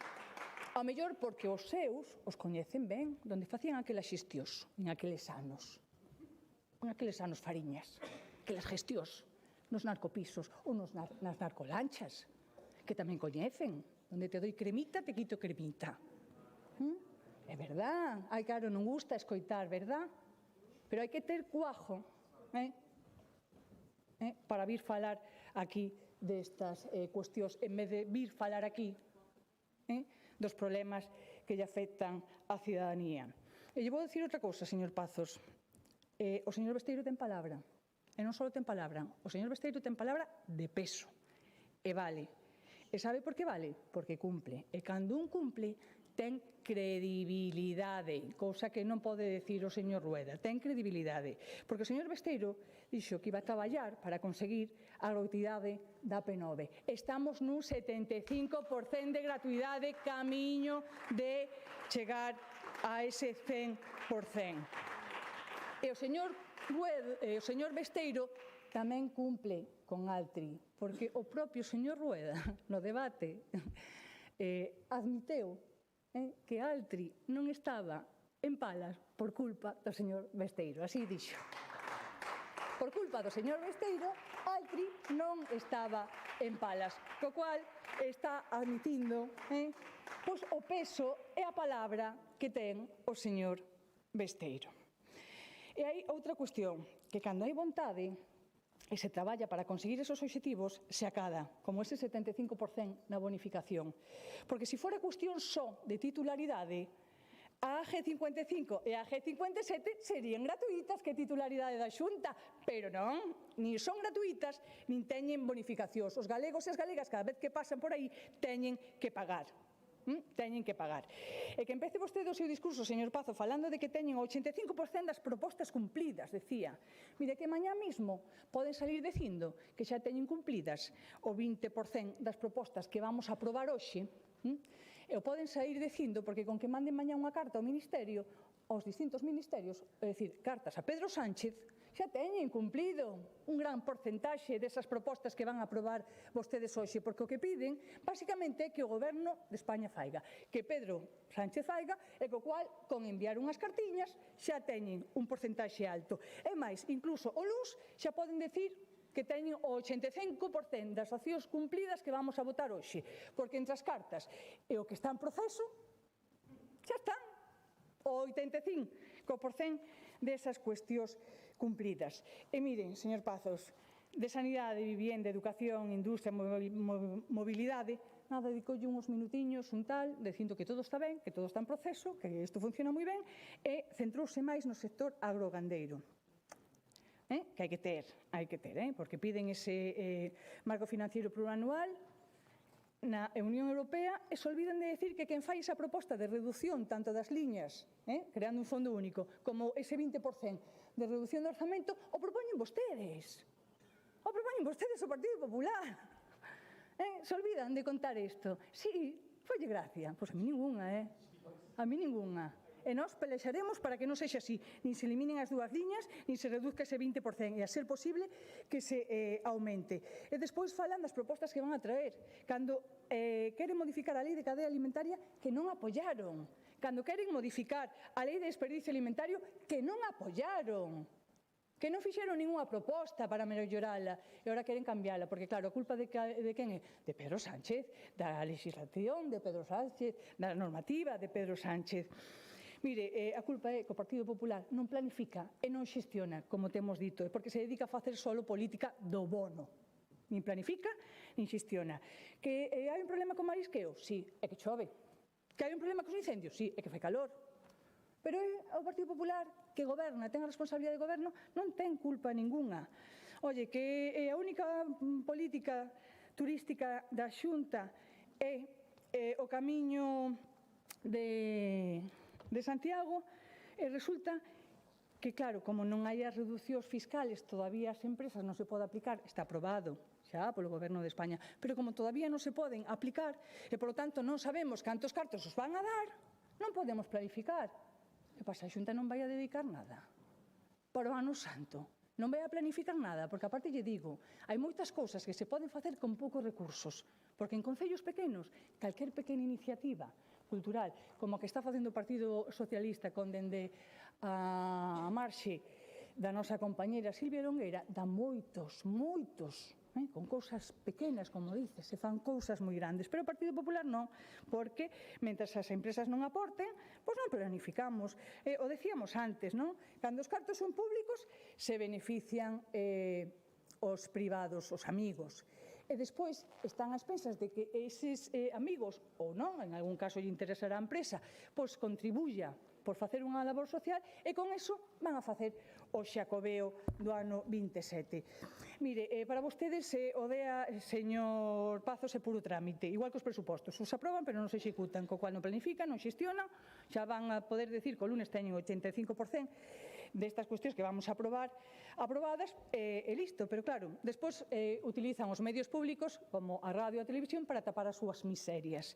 Eses medios públicos con presións, con amenazas, 451 procedementos judiciais perdidos, máis de 400 venres negros, máis de 8 anos, pero claro, se despois estas persoas collen unha baixa por esa presión, pois claro, a culpa do traballador, que seguro que o que quere é escaquearse ou ten un amigo médico que lle firma esa baixa, non é pola presión laboral ou pola falta de facultativos que pode haber en outros termos.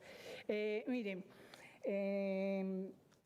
señor Pazos, mentras vostedes enredan, ademais, no asentismo laboral, ese plan estrella do señor Rueda, benvido señor Rueda, ao seu plan estrella tamén, pero resulta que o que parece ser perseguir, como sempre, aos traballadores.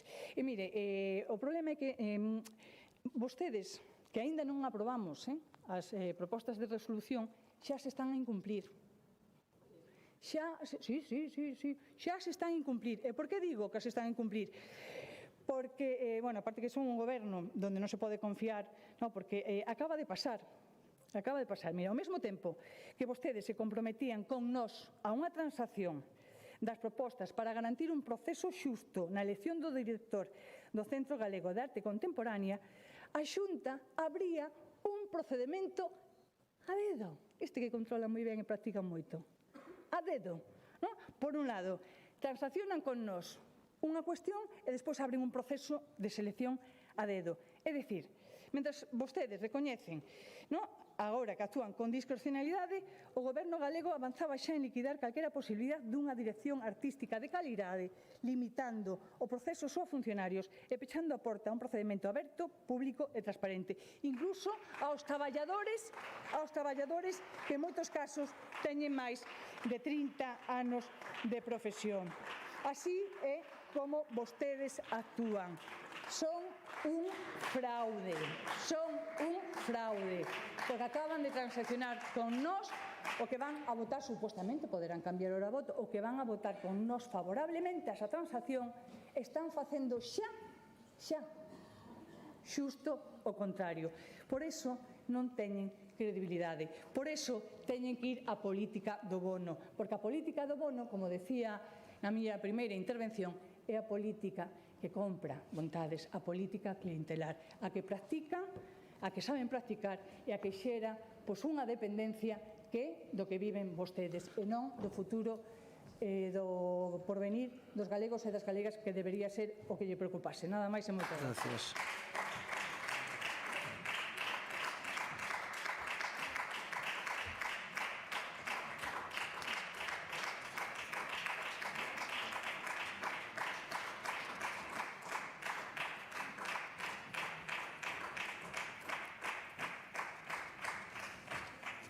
Grupo Parlamentario do Bloque Nacionalista Galego, señora Rodil.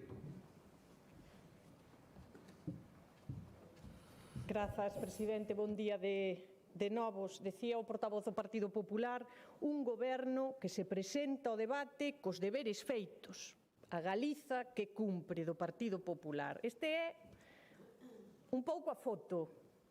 Plan estratégico da industria forestal da madeira, incumprido. Mobilizar 40.000 hectáreas agrarias, incumprido. Un fondo público privado de 300 millóns de euros, daquela parecíalles un plan perfecto, anunciaronno 2 veces, non fixeron nada. Contratar 30 investigadores de alto nivel, ni el primero. Unha nova lei de ciencia, non se sabe dela. Unha rede adival para dinamizar a cultura, tampouco sabemos onde está. Unha nova lei de loita contra os incendios, que iba a estar publicada no DOGA no 22, tampouco aparece. Novas residencias xuvenís e os centros de coidados intermedios do 21, do 22, do 23, do 24 e do 25, onde están, que non se ven. A palabra do Partido Popular é que non abriron nin o que teñen o edificio feito, conselleira, do Cegadi, que estaba pagado, nin está operativo. A palabra do Partido Popular non vale nada, señorías do Partido Popular, e a do portavoz, a do señor Pazos, a del persoal, a que menos. Porque non cumpre nin sequera os compromisos que adquiren, vímolo, nesta mesma Cámara coa renovación da valedoría do pobo coadxunto á valedora, onde o Partido Popular mantén o veto sobre un xurista de acreditado prestixio por defender os intereses xerais fronte á bomba ambiental de Altri e o espolio dos recursos de Galiza. Se non son capaces de cumprir un consenso político que existe neste país desde hai máis de 30 anos como para pedirlle respeto pola independencia xudicial. Con este panorama, claro, eu tamén entendo a intervención do señor Pazos, ten que vir aquí falar das propostas do Bloque. Con entusiasmo. Non teñen nada vostedes que ofrecerlle á xente deste país e por iso teñen que dedicar unha parte importantísima da súa intervención a falar mal, por suposto, non pode ser de outra maneira, non a falar das propostas do BNG. E sobre todo porque no PP saben que cada vez hai máis xente fora deste hemiciclo, fora deste Parlamento, hai máis persoas neste país, máis galegas e galegos, que apoian o Bloque Nacionalista Galego como alternativa de goberno. E o Partido Popular nese escenario vai collendo posición, vai cantando pola banda, facéndolle oposición á alternativa de goberno que representa o Bloque Nacionalista Galego para este país. Pero o PP si ten propostas, 40, presentadas, rexistradas nesta Cámara, sobre as que nós nos temos que posicionar. Cales son as propostas do Partido Popular para resolver os problemas da xente deste país? Pois miren, as máis de 380.000 persoas que están aí engordando unha lista de espera, agardando por unha consulta no especialista, por unha proba diagnóstica, por unha operación, o Partido Popular que lles di nas súas propostas? ETA. Hai máis de 30.000 persoas esperando por unha vivenda pública no rexistro da Xunta. O Partido Popular que lles di nas súas propostas de resolución? Putin. E hai miles de mozas e mozos que non poden emanciparse ou que teñen que gastar a metade do que cobran para poder pagar o aluguer que o Partido Popular que lles di, acabamos de escoitalo, ocupas. Saben cantas ocupacións se rexistraron en Galiza con datos oficiais do Consello Xeral do Poder Xudicial de 2025? 66. O mínimo. Saben cantas persoas se desafiuzaron en Galiza en 2025? 994, a maior parte, 88%, vivendas en aluguer. Deixen de meterlle medo á xente. Deixen de mentirlles. Non teñen absolutamente nada que ofrecerlle o Partido Popular ás galegas e os galegos máis que ruído, crispación e medo. E logo o de sempre, propaganda, propaganda, propaganda e mentiras. Pero no BNG si temos propostas, dicíamolo na primeira intervención, dixémolo ao longo de toda esta sesión de debate do Estado da Nación, e eu agradezolle enormemente ao portavoz do Partido Popular que comezase falando delas, das propostas de resolución do Bloque Nacionalista Galego, propostas para darlle solución, para darlle resposta aos problemas reais da xente deste país, propostas en vivenda, propostas en sanidade, propostas para garantir o dereito a unha vellez digna, propostas para avanzar, para crear riqueza e para gañar dereitos. E claro, o PP laiábase de que nesta sesión do debate do Estado da Nación non puidéramos chegar a acordos. Pero como imos chegar a acordos se non se poñen de acordo nin sequera con vostedes mesmos, señorías do Partido Popular? Nós desde o BNG fixémoslles propostas de transacción e vostedes tamén nos fixeron chegar algunha a nós. Hai unha que nos parecía importante, unha que nos parecía interesante porque iba a mellorar as condicións de vida da xente deste país mañá, en canto se puxera en práctica, que era unha materia de mobilidade para garantir o dereito das galegas e dos galegos a moverse en transporte público neste país, para vertebralo, para cohesionalo, para darlle máis oportunidades, para reequilibralo entre o interior e o eixo atlántico. E chegamos a un acordo, tuvemos unha proposta de transacción acordada entre o Bloque Nacionalista Galego e o Partido Popular para que, ademais das cuestións que propoñía o PP nunha iniciativa del, se crease, porque así o acordaba esta Cámara, a tarxeta 30, toda Galiza, que inclúa unha tarifa plana intermodal que garanta o dereito á mobilidade de todos os galegos e de todas as galegas. Había acordo, pero non sabemos moi ben o que pasou dentro do Partido Popular. Eu non sei se non falan entre eles, non sei se non se levan ben, non sei se hai 2 PPs, ou 3, ou 4, ou 5, de repente chaman que... non, que deso nada, que houbera un erro, que non son capaces nin sequera de poñerse de acordo con vostedes. Como imos poder chegar a acordos desde o BNG? Claro, falen entre vostedes, aclárense, e logo chegaremos a acordos que beneficien as galegas e os galegos. Acordos, propostas de resolución que fagan avanzar este país, que melloren as condicións de vida da xente, que nos permitan gañar dereitos e ter máis oportunidades. No BNG formulamos ao Partido Popular 10 transaccións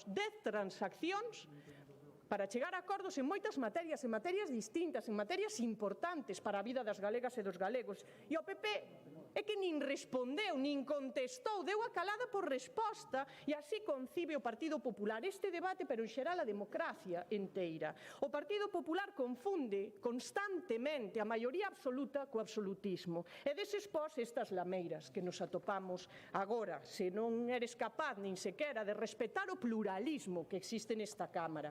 Si vímolo no debate na primeira sesión de debate, vímolo no discurso de Rueda, vímolo na intervención do portavoz do Grupo Parlamentario do Partido Popular. Non creen no pluralismo nin o respetan, é que creen que a oposición é un estorbo. Vaya concepto ten o Partido Popular de democracia. E claro, nese escenario, como para chegar a acordos con vostedes. Todo o que pretenden é que lles deamos xabón, que lles digamos ibuana e seguir haciendo, seguir reforzando, seguir apostando, pero nada para resolver os problemas que teñen milleiros de persoas, dicía na miña primeira intervención, fora das portas deste Parlamento, aí fora, milleiros de galegas e galegos que non viven nesa Arcadia feliz do Partido Popular e que están moi afastados das comodidades de Montepío. E esas persoas son o centro.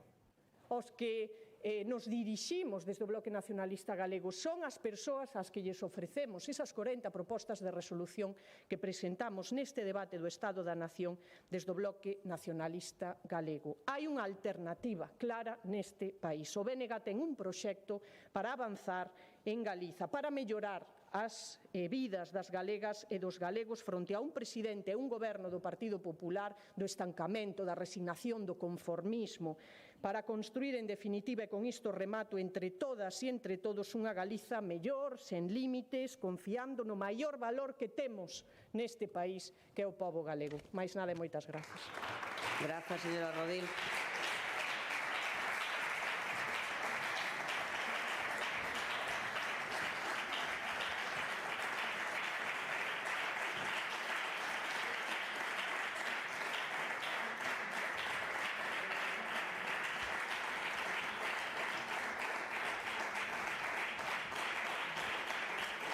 Ten agora a palabra polo Grupo Parlamentario Popular o señor Pazos Couñago.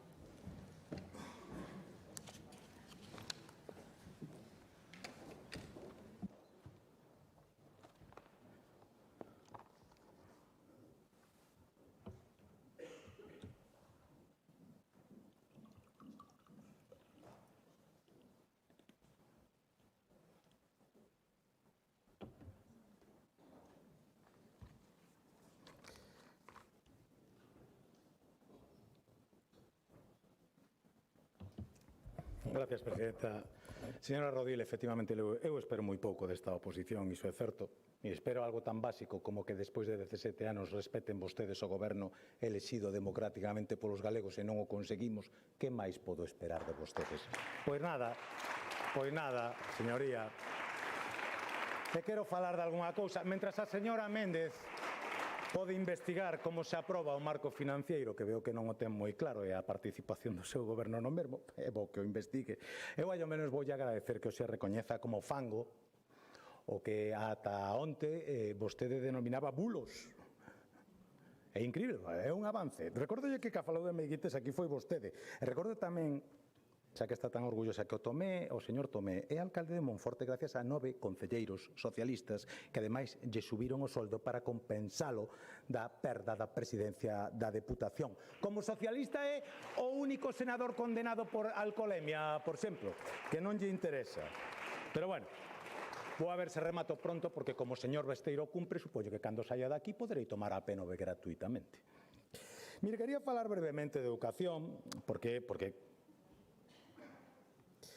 efectivamente está vostede moi aleonxada dos galegos e pensa que case é gratuita a P9, pero bueno, somos conscientes tamén, e quería falar dos avances que tuvemos en unha materia tan importante como educación, reforzando axudas a comedores escolares, tendo un servicio de transporte escolar o máis extenso de España, gratuito, aforrando as familias galegas máis de 100 millóns de euros, e contando co sistema educativo máis equitativo de España segundo o informe PISA, que supongo que tampouco lles valae. O seu modelo outro. O seu modelo o de mandar mails, verdade, da UPG, pois para mandalos despois e distribuílos e que, bueno, pois cheguen eses recados que vostedes dan para ideologizar a xente, que é o que realmente lles gusta. Falamos tamén, quería falar de emprego, porque efectivamente nós temos interés en impulsar a estrategia Galicia Retorna 27 para promover a chegada de persoas con cualificación académica, porque a vostedes non lles interesou, centrándose máis no tema da abordaxe das baixas laborais. Quero aclararlle algunha cuestión, porque ten unha confusión, creo que interesada. Nós non perseguimos traballadores, non temos ninguna intención. Non, queremos perseguir o fraude, señoría, o fraude. Vostede é consciente de que hai fraude. Claro, trátase de blindar os dereitos dos traballadores, falando, por certo, con sindicatos e patronal, e a vez mitigar o impacto dunha problemática que existe entre empresas e autónomos. Pero, bueno, xa tamén é certo que nisto quedaron curtos. Hubo que xa nos amenazou con un recurso anteconstitucional sen ni sequera coñecer a proposta que lle imos facer. Está moi ben, pero, bueno, vostedes decidiron que mellor é optar pola demagoxia, verdade? E supoño que, nunha visita destas que lle gusta a señora Pontón a algunha empresa, pode preguntar se realmente un problema e o mellor lle informan. Pero, claro, é máis fácil facer demagoxia e presentar unha novedosísima resolución de solicitude de disculpas. Bueno, alégrame que se fagan este tipo de propostas, supoño que nós poderemos facer o mesmo. Se as aproba o Parlamento, entendo que van pedir vostedes disculpas, verdade que sí? En todo caso, eu lle pedín neste debate da autonomía unha disculpa moi concreta a un conselleiro polos infundios e mentiras que verquiron vostedes sobre el. Todavía estou esperando que unha das súas señorías que pide disculpas teña o valor de pedir disculpas públicamente a quen difamaron dunha maneira infame, señorías, absolutamente infame. Señoría, nós vamos a seguir traballando polo emprego, polo de verdade, non poñendo esa camiseta do número 22, verdad, as costas como fai o presidente, que agora anuncia emprego en modo sport. Eu non sei se vai a copiar agora o estilo Maduro, e vamos a empezar a importar chándales. Ese Maduro, por certo, polo que tanto chora o Bloque Nacionalista Galego. De feito, é o único secuestrado venezolano que lles interesa, non os miles que foron baixo o seu réximen secuestrados, encarcelados e torturados, que a eses os esqueceron e ben que defendían o señor Maduro, señoría. Non sei como non lles cae a cara de vergoña de vir aquí a dar leccións de talante democrático. É unha cousa certamente sorprendente. Como dan leccións tamén en materia de lingua, isto é algo que non poden evitar. Xa sabemos que teñen esa interlocución directa co máis alá, pero, en fin, a ver se consiguen tamén conectar co profesor Alonso Montero, e lle recorda aquelo que decía: coa lindo galego BNG é como esas nais que queren moitos nenos pequenos, que os apretan tanto que os abafan. A ver se aprenden un pouco de quen demostrou unha vida de compromiso coa lingua, por certo, e ao que vostedes non lle tiñan tanto cariño cando estaba aquí en vida, que recordamos ben algunhas cousas que pasaron na homenaxe que se lle quiso facer en Lugo. Verdade, señorías? Para iso sí que non teñen memoria. E o que non lle vou pasar, señora Rodil, é que veña vostede a cuestionar a miña palabra. Sí, xa entendo que se ríe. De caradura non vai mal. Mire, o que din as súas propostas é que o PPDG non pode declarar unilateralmente decidir quen vai ser a valedora. Pero, en cambio, sí que se arrogan a capacidade de decidir vostedes unilateralmente quen vai ser o adxunto, porque ese sí que é o seu constitución do consenso e do respeto institucional. Por certo, o problema é outro, señoría. O problema é que cando quixemos renovar a CESAC, cando quixemos renovar a dirección da televisión pública, vostedes foron incapaces de facer unha proposta porque non hai un profesional serio neste país que acepte ser o candidato. Exactamente o mismo lle pasou co asunto a valedor e por iso, como recoñece vostede aquí, aínda que lle coste facelo públicamente, presentaron a un activista porque efectivamente vostedes o que queren é premiar a quen anduvo dirixindo a campaña al trinón que tanto votan de menos ahora que parece ser que non vai a sair adiante. Unha mágoa, señoría. Da independencia xudicial pouco lle vou dicirse a estas alturas, non? Dedícanse vostedes a criticar a cantos xuíz hai e despois ven aquí a falar de independencia xudicial. De memoria histórica, sí, porque me vir aquí a facer propostas de que hai que ter respeto a memoria histórica. Home, que xa nos coñecemos, que ven de vello. Isto era a actividade que promovía o BNG. Non lle pregunto, señor Vara, que non quere levantar a vista porque ele era o director xeral que autorizaba estas actividades na illa que considera moi respetuosas, porque encher a illa de monecas hinchables vestida de novia colgada dos árboles é moi respetuoso, pero celebrar ali un festival de música, iso atenta contra o decoro e contra o recordo dos que ali faleceron. De verdade, que pouca vergoña teñen vostedes, señoría. Pouca vergoña como para vir aquí a falar. Dixo que a ver como nos atrevíamos a falar de ETA, Home, parece de xusticia, non? Cando falamos de memoria histórica, parece de xusticia que se nos acordamos dos que morreron durante a ditadura, nos acordemos dos que foron asesinados durante a democracia e cuxos suizos todavía están pendentes e sen colaboración por parte de forzas políticas coas que vostedes, por certo, colaboran. Claro que sí, porque mire, estas visitas turísticas, este é o modo de entender o turismo que ten o BNG, que vai a visitar a xente, a participar de actos que despois di que non ten nada que ver e que se enfada moito con eles. Foron ali, la embararon os mozos, supoño que para ver se coñecían aqueles que viñeron aquí a aportar constructivas aportacións como a de atacar o busto do presidente Fraga. Vostedes se dedican ao que se dedican e fan este tipo de turismo e depois lle molesta que lle recordemos que son os que son. Como creo que sigue vostedes sen darse conta de quen é o señor Barrena, don Fernando, co que vostedes comparten escano en Europa, eu facilitolle, se quere, a sentencia na que aparece condenado como membro dunha banda terrorista e por si non a tuveran tamén, que igual as queimaron, lle facilito tamén, non teño ningún inconveniente, a papeleta que vostedes compartían con el. Ese é a bagaxe do BNG que ven aquí a falarnos de humanismo, señoría. Entonces, Sinceiramente, teño que darlle a razón. Pouco cabe esperar desta oposición, iso é certo, pero a pesar delo facemos esforzos. E froito desos esforzos vamos a ter un debate do Estado de Autonomía no que vamos a aprobar aproximadamente medio cento de iniciativas. Algunhas conseguimos este ano, é un milagro do que eu me sinto moi orgulloso, pechar algunha con todas as forzas políticas e eu agradezo. Pero, señorías, ese é o noso modelo é o de falar, o de escoitarnos, e o seu, pois xa sabemos, o da demagoxia, o de decir que non hai acordo porque non lle dou a razón a vostede, señoría, que ese é o seu concepto do diálogo. A súa señoría así de xenerosa. Se Pazos me dá razón, Pazos é boísimo. E se Pazos me quita, pois Pazos non ten palabra. A que non ten palabra foi vostede que rexistrou unha iniciativa despois de que eu lle dixera explícitamente que non tiña o apoio do Partido Popular. Eso é como entende vostede o diálogo e a palabra. Señorías, remato xa porque isto non dá moito máis de sí. E o fago, pois, dicindo que lles decía ao inicio que este é o día da clase media. A clase media que é o motor de Galicia, desa Galicia que madruga, desa Galicia que é motor deste país. E por iso, pois o presidente Rueda comprometeu unha das medidas que, sen dúbida, máis contribuirá a facilitar o acceso da clase media a un fogar.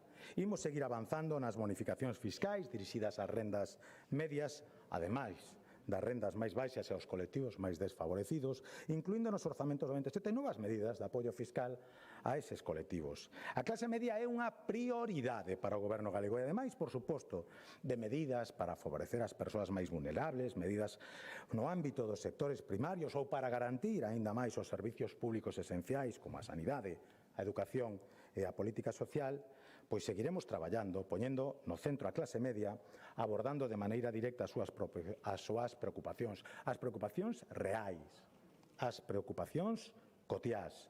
Presentamos respostas concretas para mellorar a súa calidade de vida, dende o alivio fiscal ata o acceso á vivenda, a promoción de emprego de calidade. O noso obxectivo é claro, apoiar a quen sostén o país co seu esforzo diario, garantindo máis oportunidades, máis estabilidade e máis benestar para a maioría social. Esa é a Galicia calidade que defende o presidente Alfonso Rueda. Máis nada e moitas gracias. Gracias.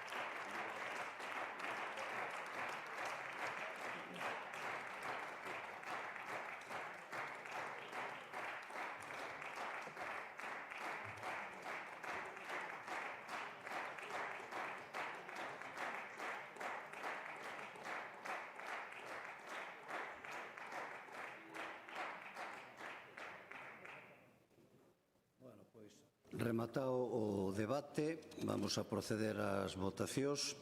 Primeiro voulle pedir ao secretario da Cámara para que dé a lectura ao acordo da mesa sobre as propostas de resolución transaccionadas e a súa agrupación para votación coa incorporación das correccións posteriores. Cando queira, o secretario. Moitas gracias, presidente. Na sesión do 10 de abril examináronse as propostas de transacción e as peticións de votación separada de propostas de resolución e adoptouse o seguinte acordo ao que se incorporaron as correccións posteriores. Punto primeiro, tomar en coñecemento das propostas de transacción e das peticións de votación separada seguintes. Propostas de resolución transaccionadas. A número 1, 54.874, proposta de transacción entre o Grupo Parlamentario Socialista de Galicia e o Grupo Parlamentario do Bloque Nacionalista Galego, verbo da proposta de resolución número 39 do Grupo Parlamentario Socialista de Galicia. Punto 2. 54.875, proposta de transacción entre o Grupo Parlamentario Socialista de Galicia e o Grupo Parlamentario do Bloque Nacionalista Galego, verbo da proposta de resolución número 35 do Grupo Parlamentario Socialista de Galicia e a proposta de resolución número 34 do Grupo Parlamentario do Bloque Nacionalista Galego. Número 3, 54.876, proposta de transacción entre o Grupo Parlamentario Socialista de Galicia e o Grupo Parlamentario do Bloque Nacionalista Galego, verbo da proposta de resolución número 40 do Grupo Parlamentario Socialista de Galicia. Punto 4, 54.877, proposta de transacción entre o Grupo Parlamentario Popular de Galicia e o Grupo Parlamentario do Bloque Nacionalista Galego, verbo da proposta de resolución número 19 do Grupo Parlamentario Popular de Galicia. Punto 5. 54.880. Proposta de transacción entre o Grupo Parlamentario Popular de Galicia e o Grupo Mixto, verbo da proposta de resolución número 10 do Grupo Parlamentario Mixto. Punto 6. 54.880. Proposta de transacción entre o Grupo Parlamentario Popular de Galicia e o Grupo Popular Mixto, verbo da proposta de resolución número 19 do Grupo Parlamentario Mixto. Punto 7. 54.880. Proposta de transacción entre o Grupo Parlamentario Popular de Galicia e o Grupo Parlamentario Mixto, verbo da proposta de resolución número 30 do Grupo Parlamentario Mixto. Punto 8. 54.880. Proposta de transacción entre o Grupo Parlamentario Popular de Galicia e o Grupo Parlamentario Mixto, verbo da proposta de resolución número 39 do Grupo Parlamentario Mixto. Punto 9. 54.881. Proposta de transacción entre o Grupo Parlamentario Socialista de Galicia e o Grupo Parlamentario Mixto, verbo da proposta de resolución número 13 do Grupo Parlamentario Mixto. Punto 10. 54.882. Proposta de transacción entre o Grupo Parlamentario Socialista de Galicia e o Grupo Parlamentario do Bloque Nacionalista Galego, verbo da proposta de resolución número 35 do Grupo Parlamentario do Bloque Nacionalista Galego.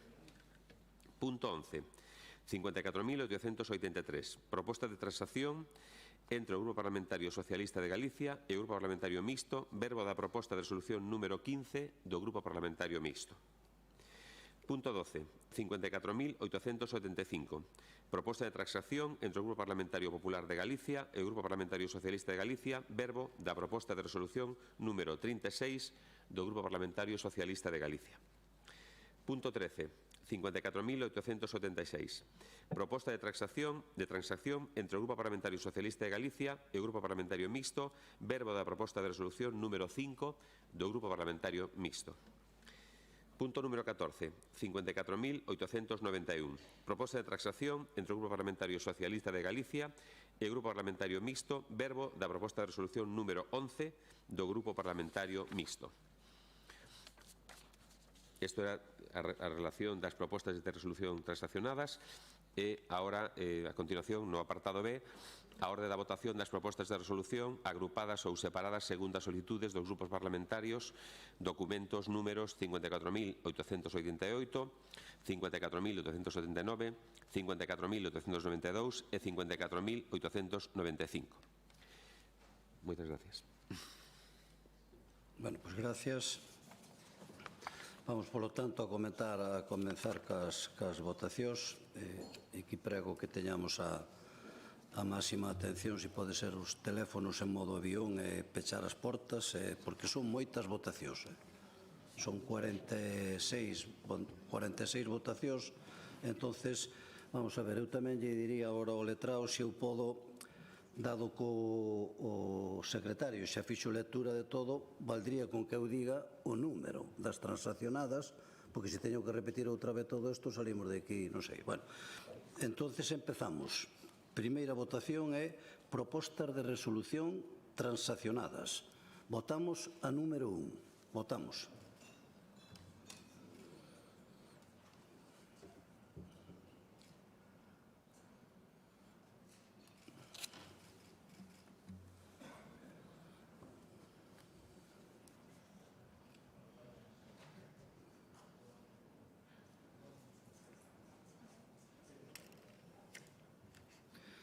Presente 73 máis 1, afirmativamente 35, en contra 39, queda rexeitada.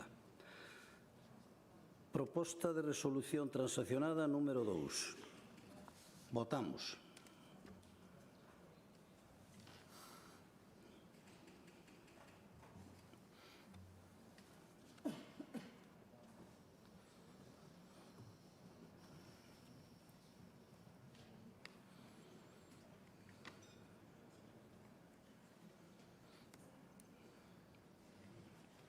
Presente 73 máis 1, afirmativamente 35, en contra 39, queda rexeitada.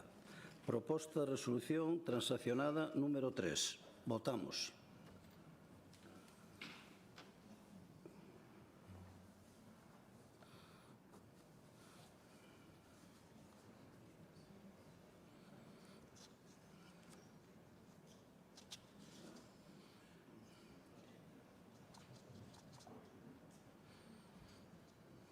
Presente 73 máis 1, afirmativamente 35, en contra 39, queda rexeitada. Proposta de resolución transaccionada número 4. Votamos.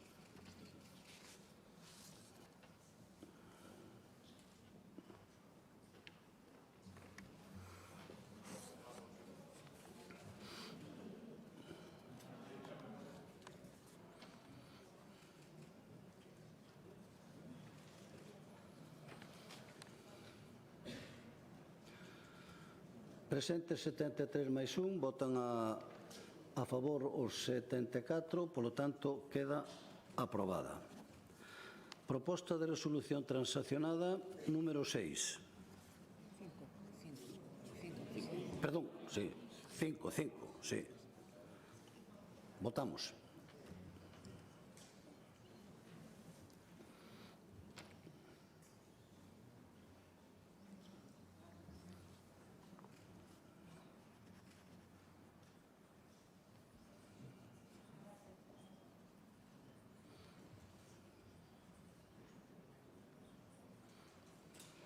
Presente 73 máis 1, afirmativamente 49, non hai votos en contra, 25 abstencións, polo tanto queda aprobada. Proposta de resolución transaccionada número 6. Votamos.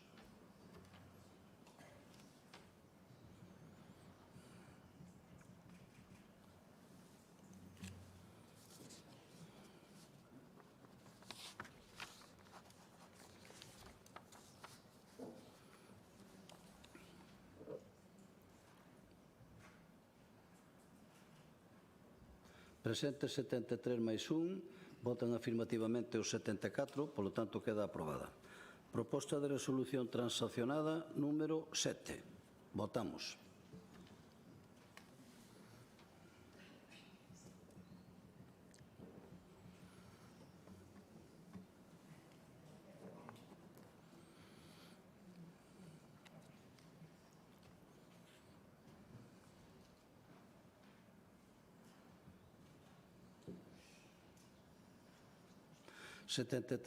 Presente 73 máis 1, votan afirmativamente os 74, polo tanto queda aprobada. Proposta de resolución transaccionada número 8. Votamos.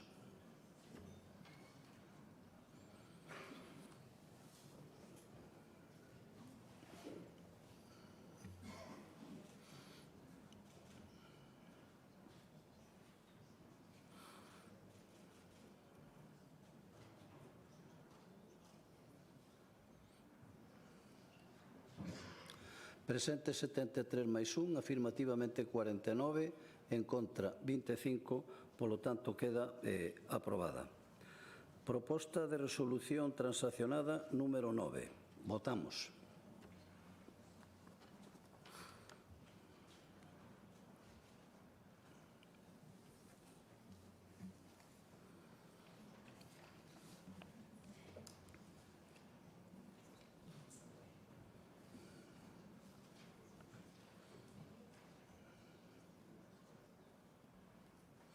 Presente 73 máis 1, afirmativamente 35, en contra 39, queda rexeitada.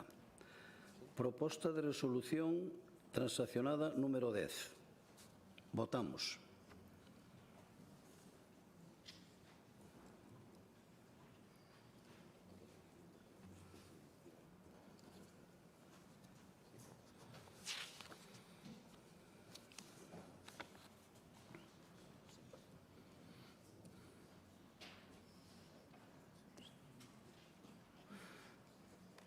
Presente 73 máis 1, afirmativamente 35, en contra 39, queda rexeitada. Proposta de resolución transaccionada número 11. Votamos.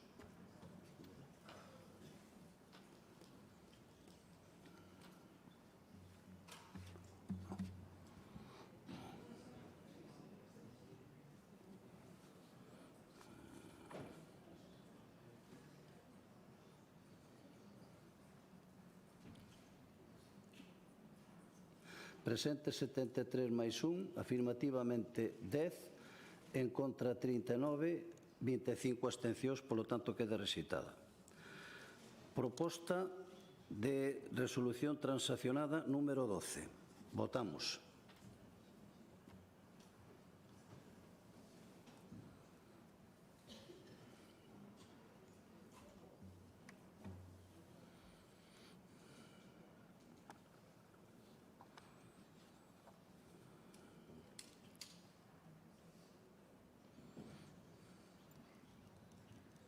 Presente 73 máis 1, afirmativamente 49, non hai votos en contra, 25 abstencións, polo tanto queda aprobada. Proposta de resolución transaccionada número 13. Votamos.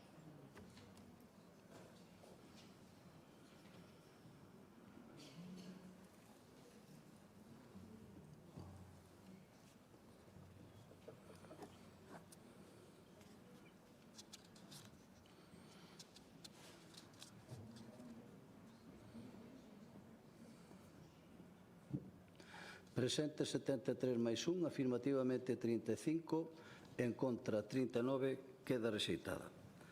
Proposta de resolución transaccionada número 14. Votamos.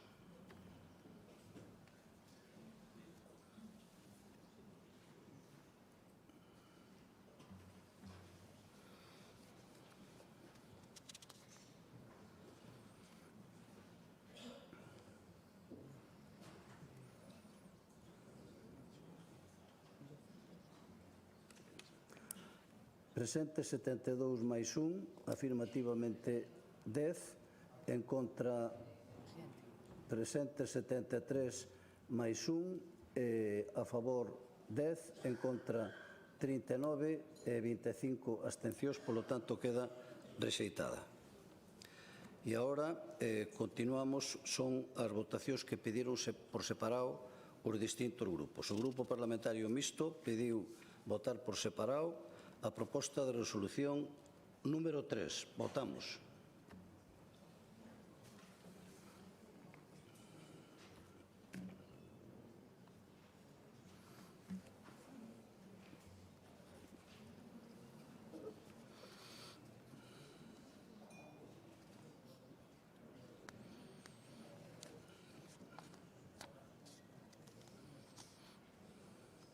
Presente 73 máis 1, afirmativamente 1, en contra 39, hai 34 abstencións, polo tanto queda rexeitada.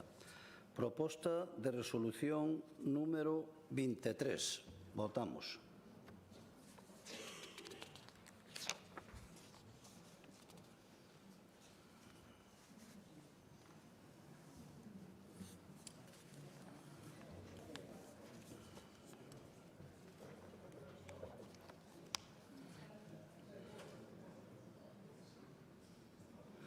Presente 73 máis 1, vota afirmativamente 1, vota en contra 73, polo tanto queda rexeitada.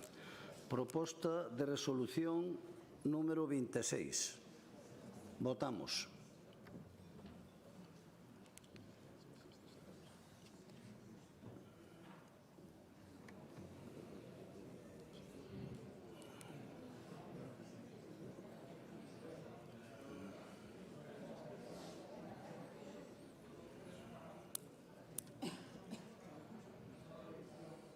Presente 73 máis 1, afirmativamente 40, en contra 34, polo tanto queda aprobada. Propostas de resolución números 6 e 8. Votamos.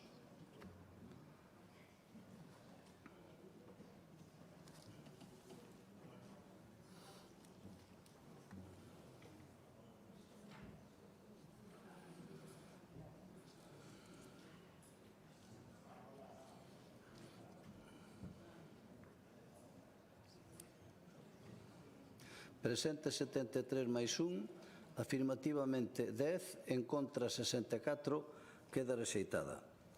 Propostas de resolución números 24 e 25. Votamos.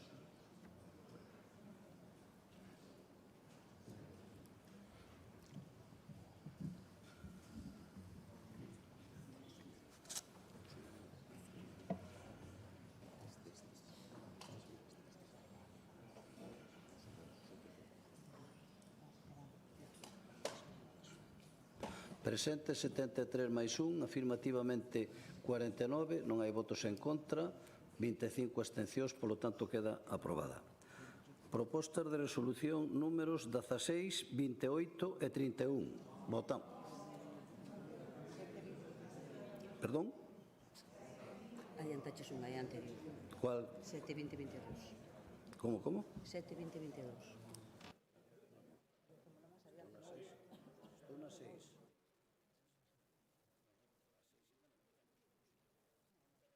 Seguinte, No, a 6. Eu dixen. A ver, propostas de resolución 16, 28 e 31. Como é a 7? Aquí pon 6. Estamos mal orientados. No, pois é 7.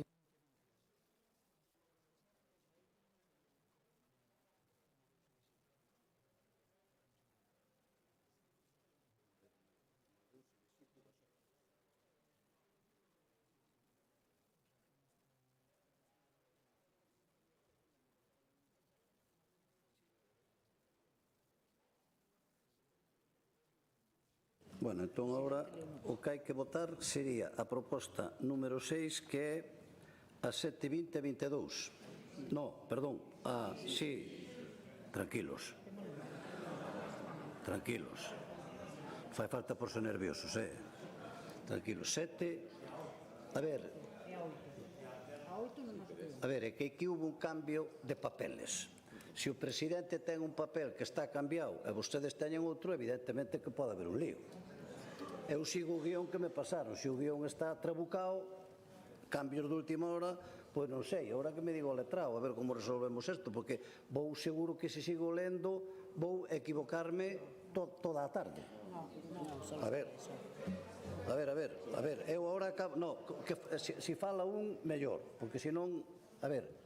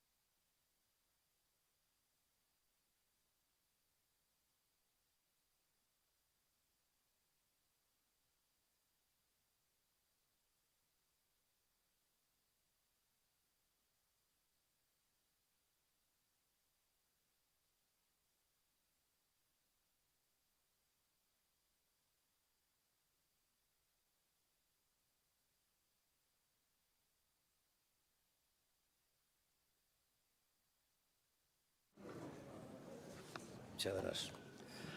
Votamos entón, a ver, recuperamos a atención. Votamos entón a 6. Proposta de resolución número 6, estamos falando do grupo mixto. 7, 20 e 22. Estamos de acordo? Votamos, moi ben.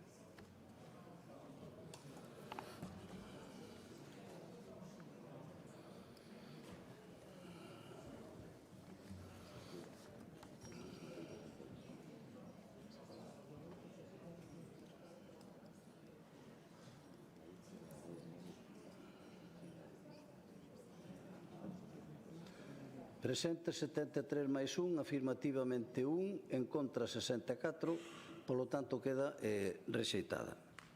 Votamos ora a proposta de resolución número 7, que son a 16, a 28 e a 31. Votamos.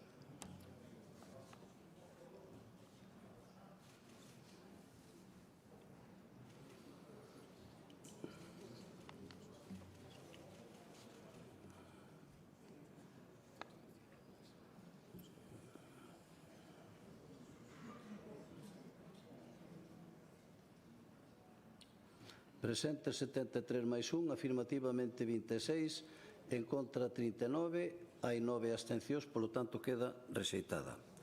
Proposta de resolución número 8, que é os números 2, 9, 12 e 32. Votamos.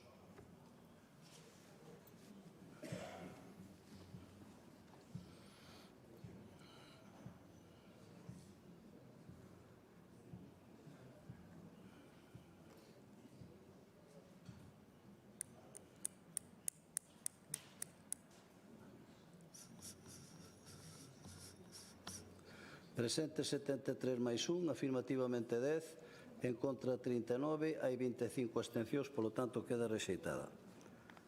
A 9, que incluye as propostas 1, 4, 14, 17, 18, 21, 27, 29, 33 e 38. Votamos.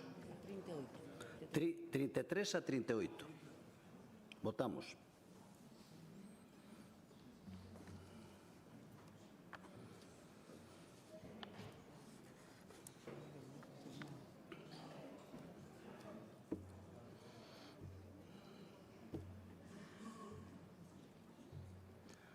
Presente 73 máis 1, afirmativamente 35, en contra 39, queda rexeitada. E por último, do Grupo Mixto, votamos a proposta número 40. Votamos.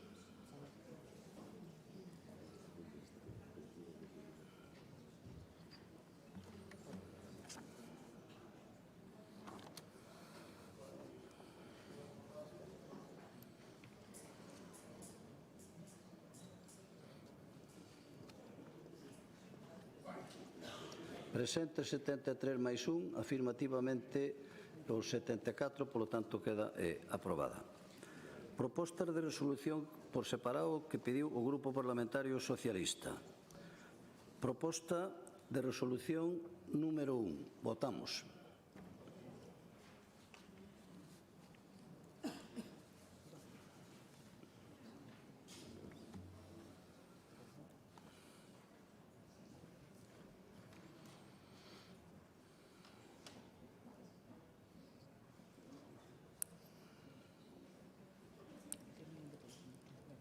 Presente 73 máis 1, afirmativamente 35, en contra 39, queda rexeitada. Proposta número 2, que incluye a proposta número 11, a resolución número 11. Votamos.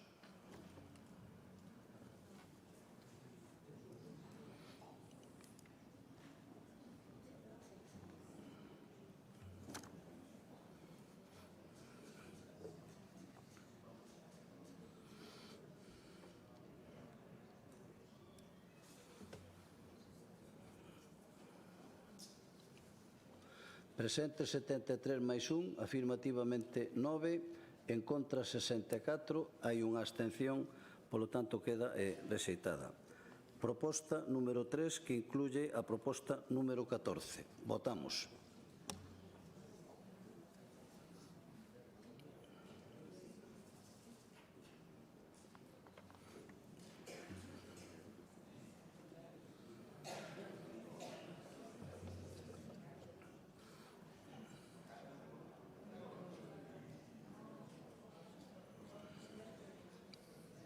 Presente 72 máis 1, votan afirmativamente os 73, polo tanto queda aprobada. Proposta número 4, que incluye a proposta número 23. Votamos.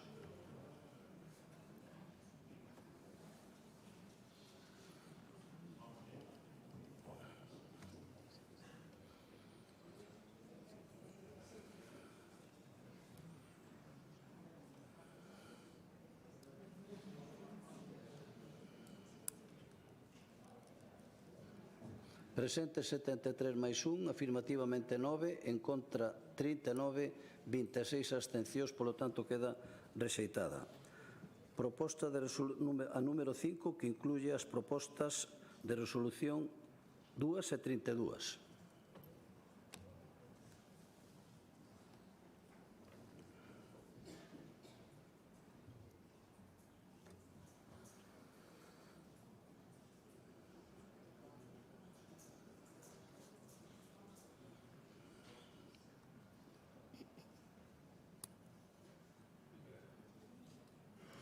Presente 73 máis 1. Unha abstención menos e un sí, que é o meu que me...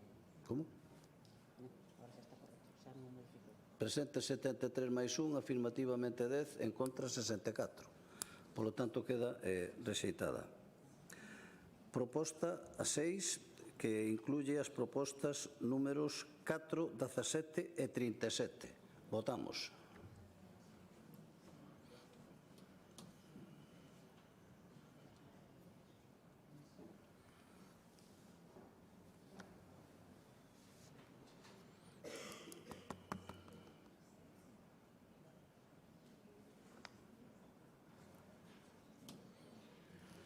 Presente 73 máis 1, afirmativamente 9, en contra 39, hai 26 abstencións, polo tanto queda rexeitada.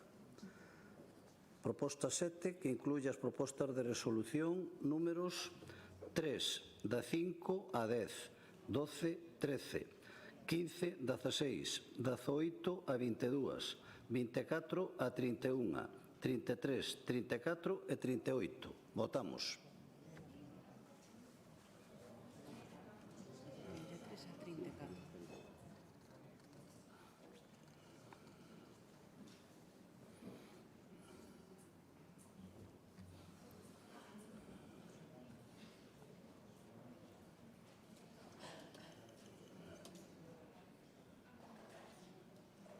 Presente 73 máis 1, afirmativamente 35, en contra 39, quedan rexeitadas.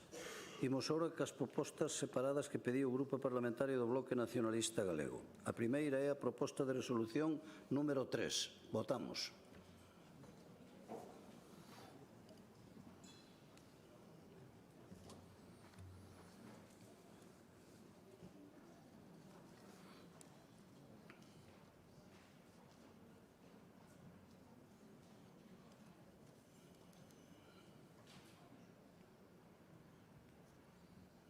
Presente 73 máis 1, afirmativamente 25, en contra 48, hai unha abstención, polo tanto queda rexeitada.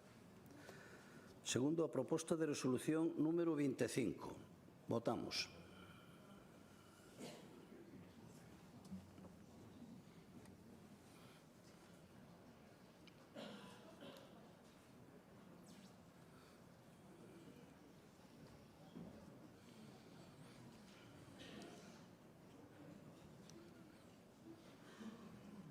Presente 73 máis 1, afirmativamente 34, en contra 39, hai unha abstención, queda rexeitada.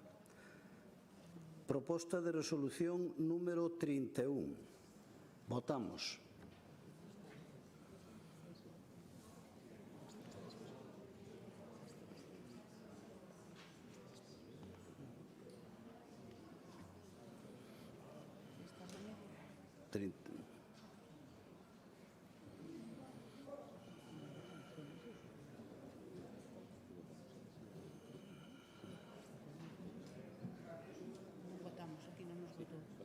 Non vos votou?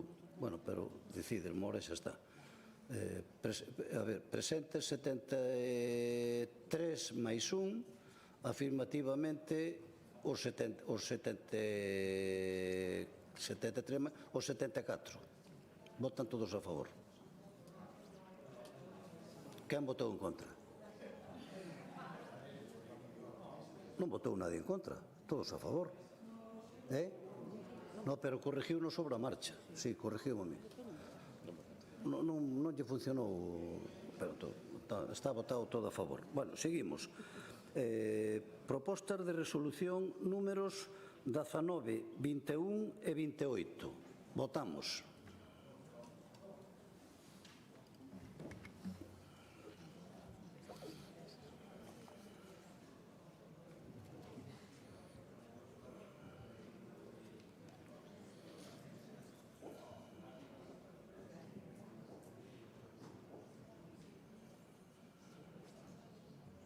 Presente 72 máis 1, afirmativamente 25, en contra 39, hai 9 abstencións, polo tanto queda rexeitada. Propostas, íbamos na 4, dixemos. Na 4 xa leímos, non? Ou toca ler a 4? A 5, vale. Proposta de resolución números 1, 2, 4, 20, 24 e 33. Votamos.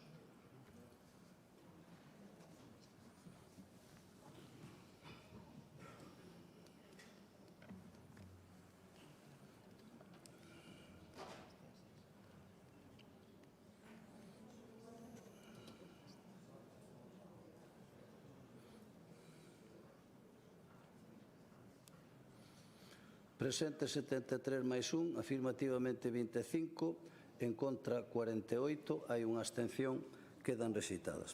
E por último, votamos as propostas de resolución números 5 a 18, 22, 23, 26, 27, 29, 30, 32 e da 36 a 40. Votamos.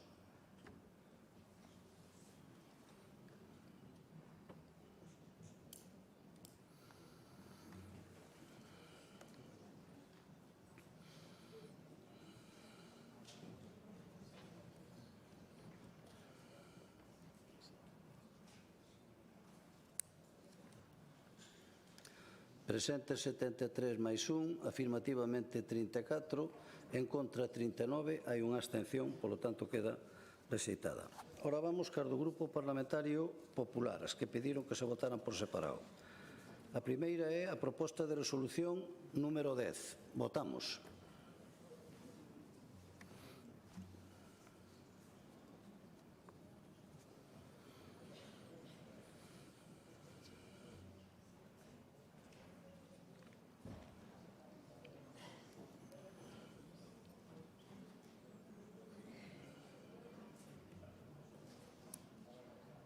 Presente 73 máis 1, afirmativamente 48, non hai votos en contra, 26 abstencións, polo tanto queda aprobada. Votamos a proposta de resolución número 15. Votamos.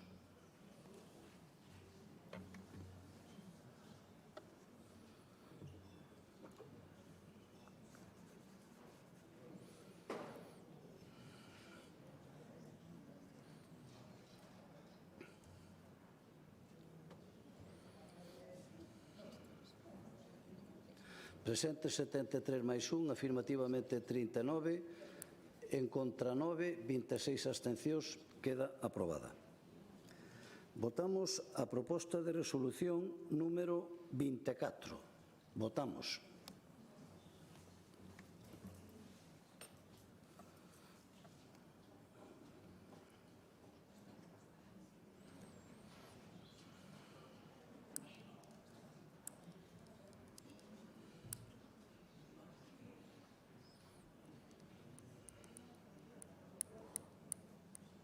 Presente 73 máis 1, afirmativamente 39, en contra 25, 10 abstencións, queda aprobada.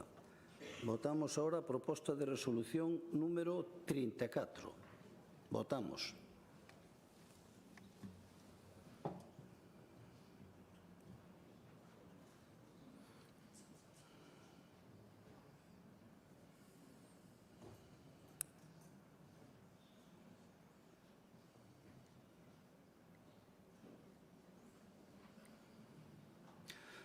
Presente 73 máis 1, afirmativamente 48, hai 25 abstencións, 25 en contra, unha abstención, polo tanto queda aprobada.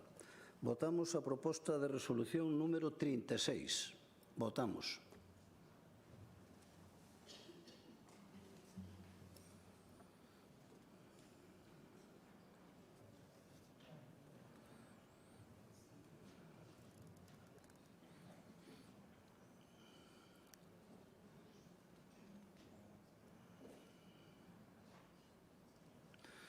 Presente 73 máis 1, afirmativamente 49, en contra 25, polo tanto queda aprobada.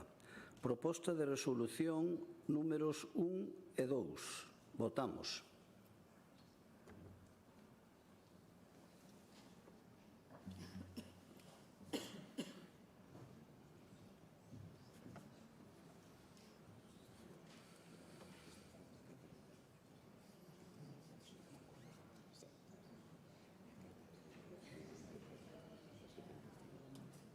Presentes 73 máis 1, votan afirmativamente os 73 e hai unha abstención, polo tanto, queda aprobada.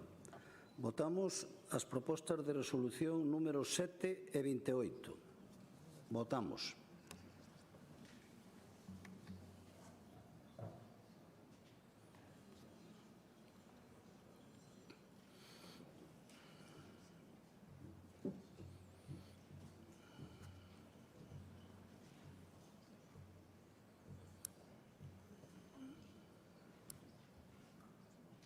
Presentes 73 máis 1, afirmativamente 39, en contra 34, unha abstención, polo tanto queda aprobada. Votamos as propostas de resolución números 8 e 13. Votamos.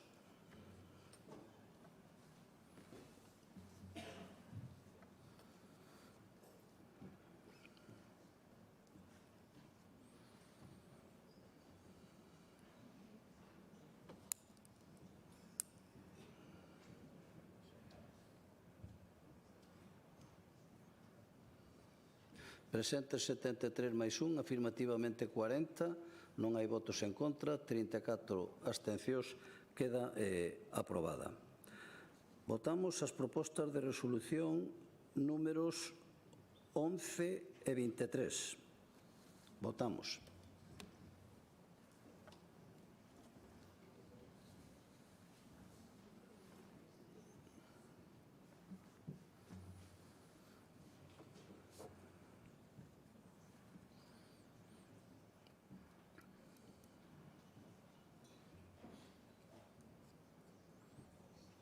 Presentes 73 máis 1, afirmativamente 39, en contra 25, 10 abstencións, polo tanto queda aprobada.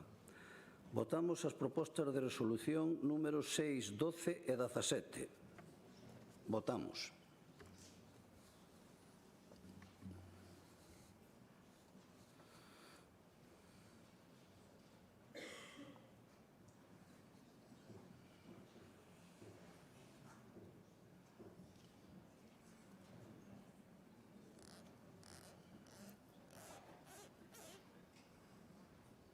Presentes 73 máis 1, afirmativamente 65, non hai votos en contra, 9 abstencións, polo tanto queda aprobada. Votamos agora as propostas de resolución números 18, 33 e 37. Votamos.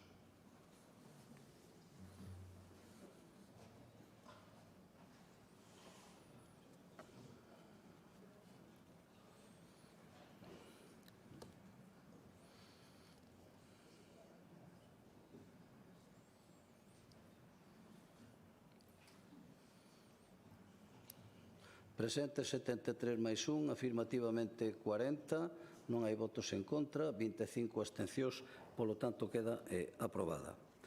Votamos propostas de resolución números 16, 21, 27 e 39. Votamos.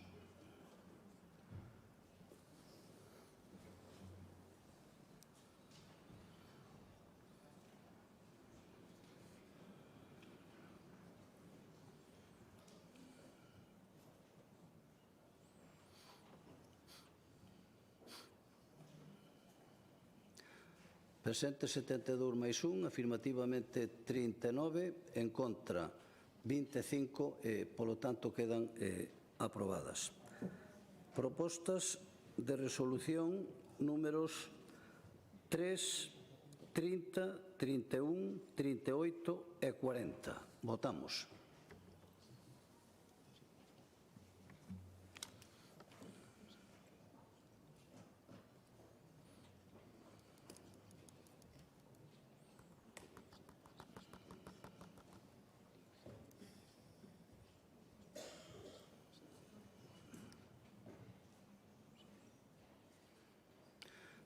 Presentes 73 máis 1, afirmativamente 40, en contra 34, polo tanto queda aprobada. E votamos agora a proposta de resolución números 5, 14, 25, 26 e 29. Votamos.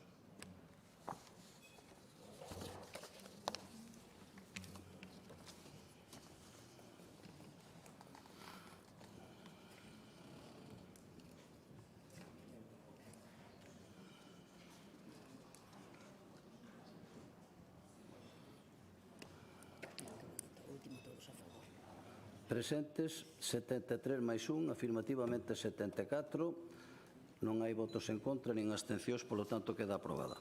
E votamos as propostas número 4, 9, 20, 22, 32 e 35. Votamos.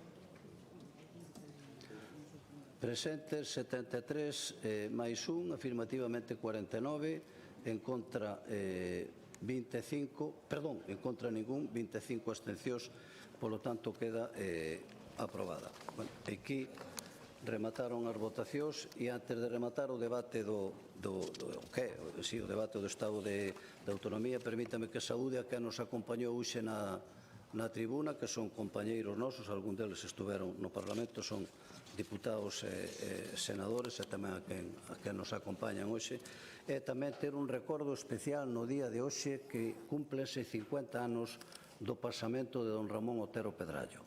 E este Parlamento, por unanimidade, acordou dedicarlle este ano a don Ramón. Polo tanto, don Ramón sempre no recordo de todos e de todas. Gracias. Remata aquí o debate do Estado de Autonomía.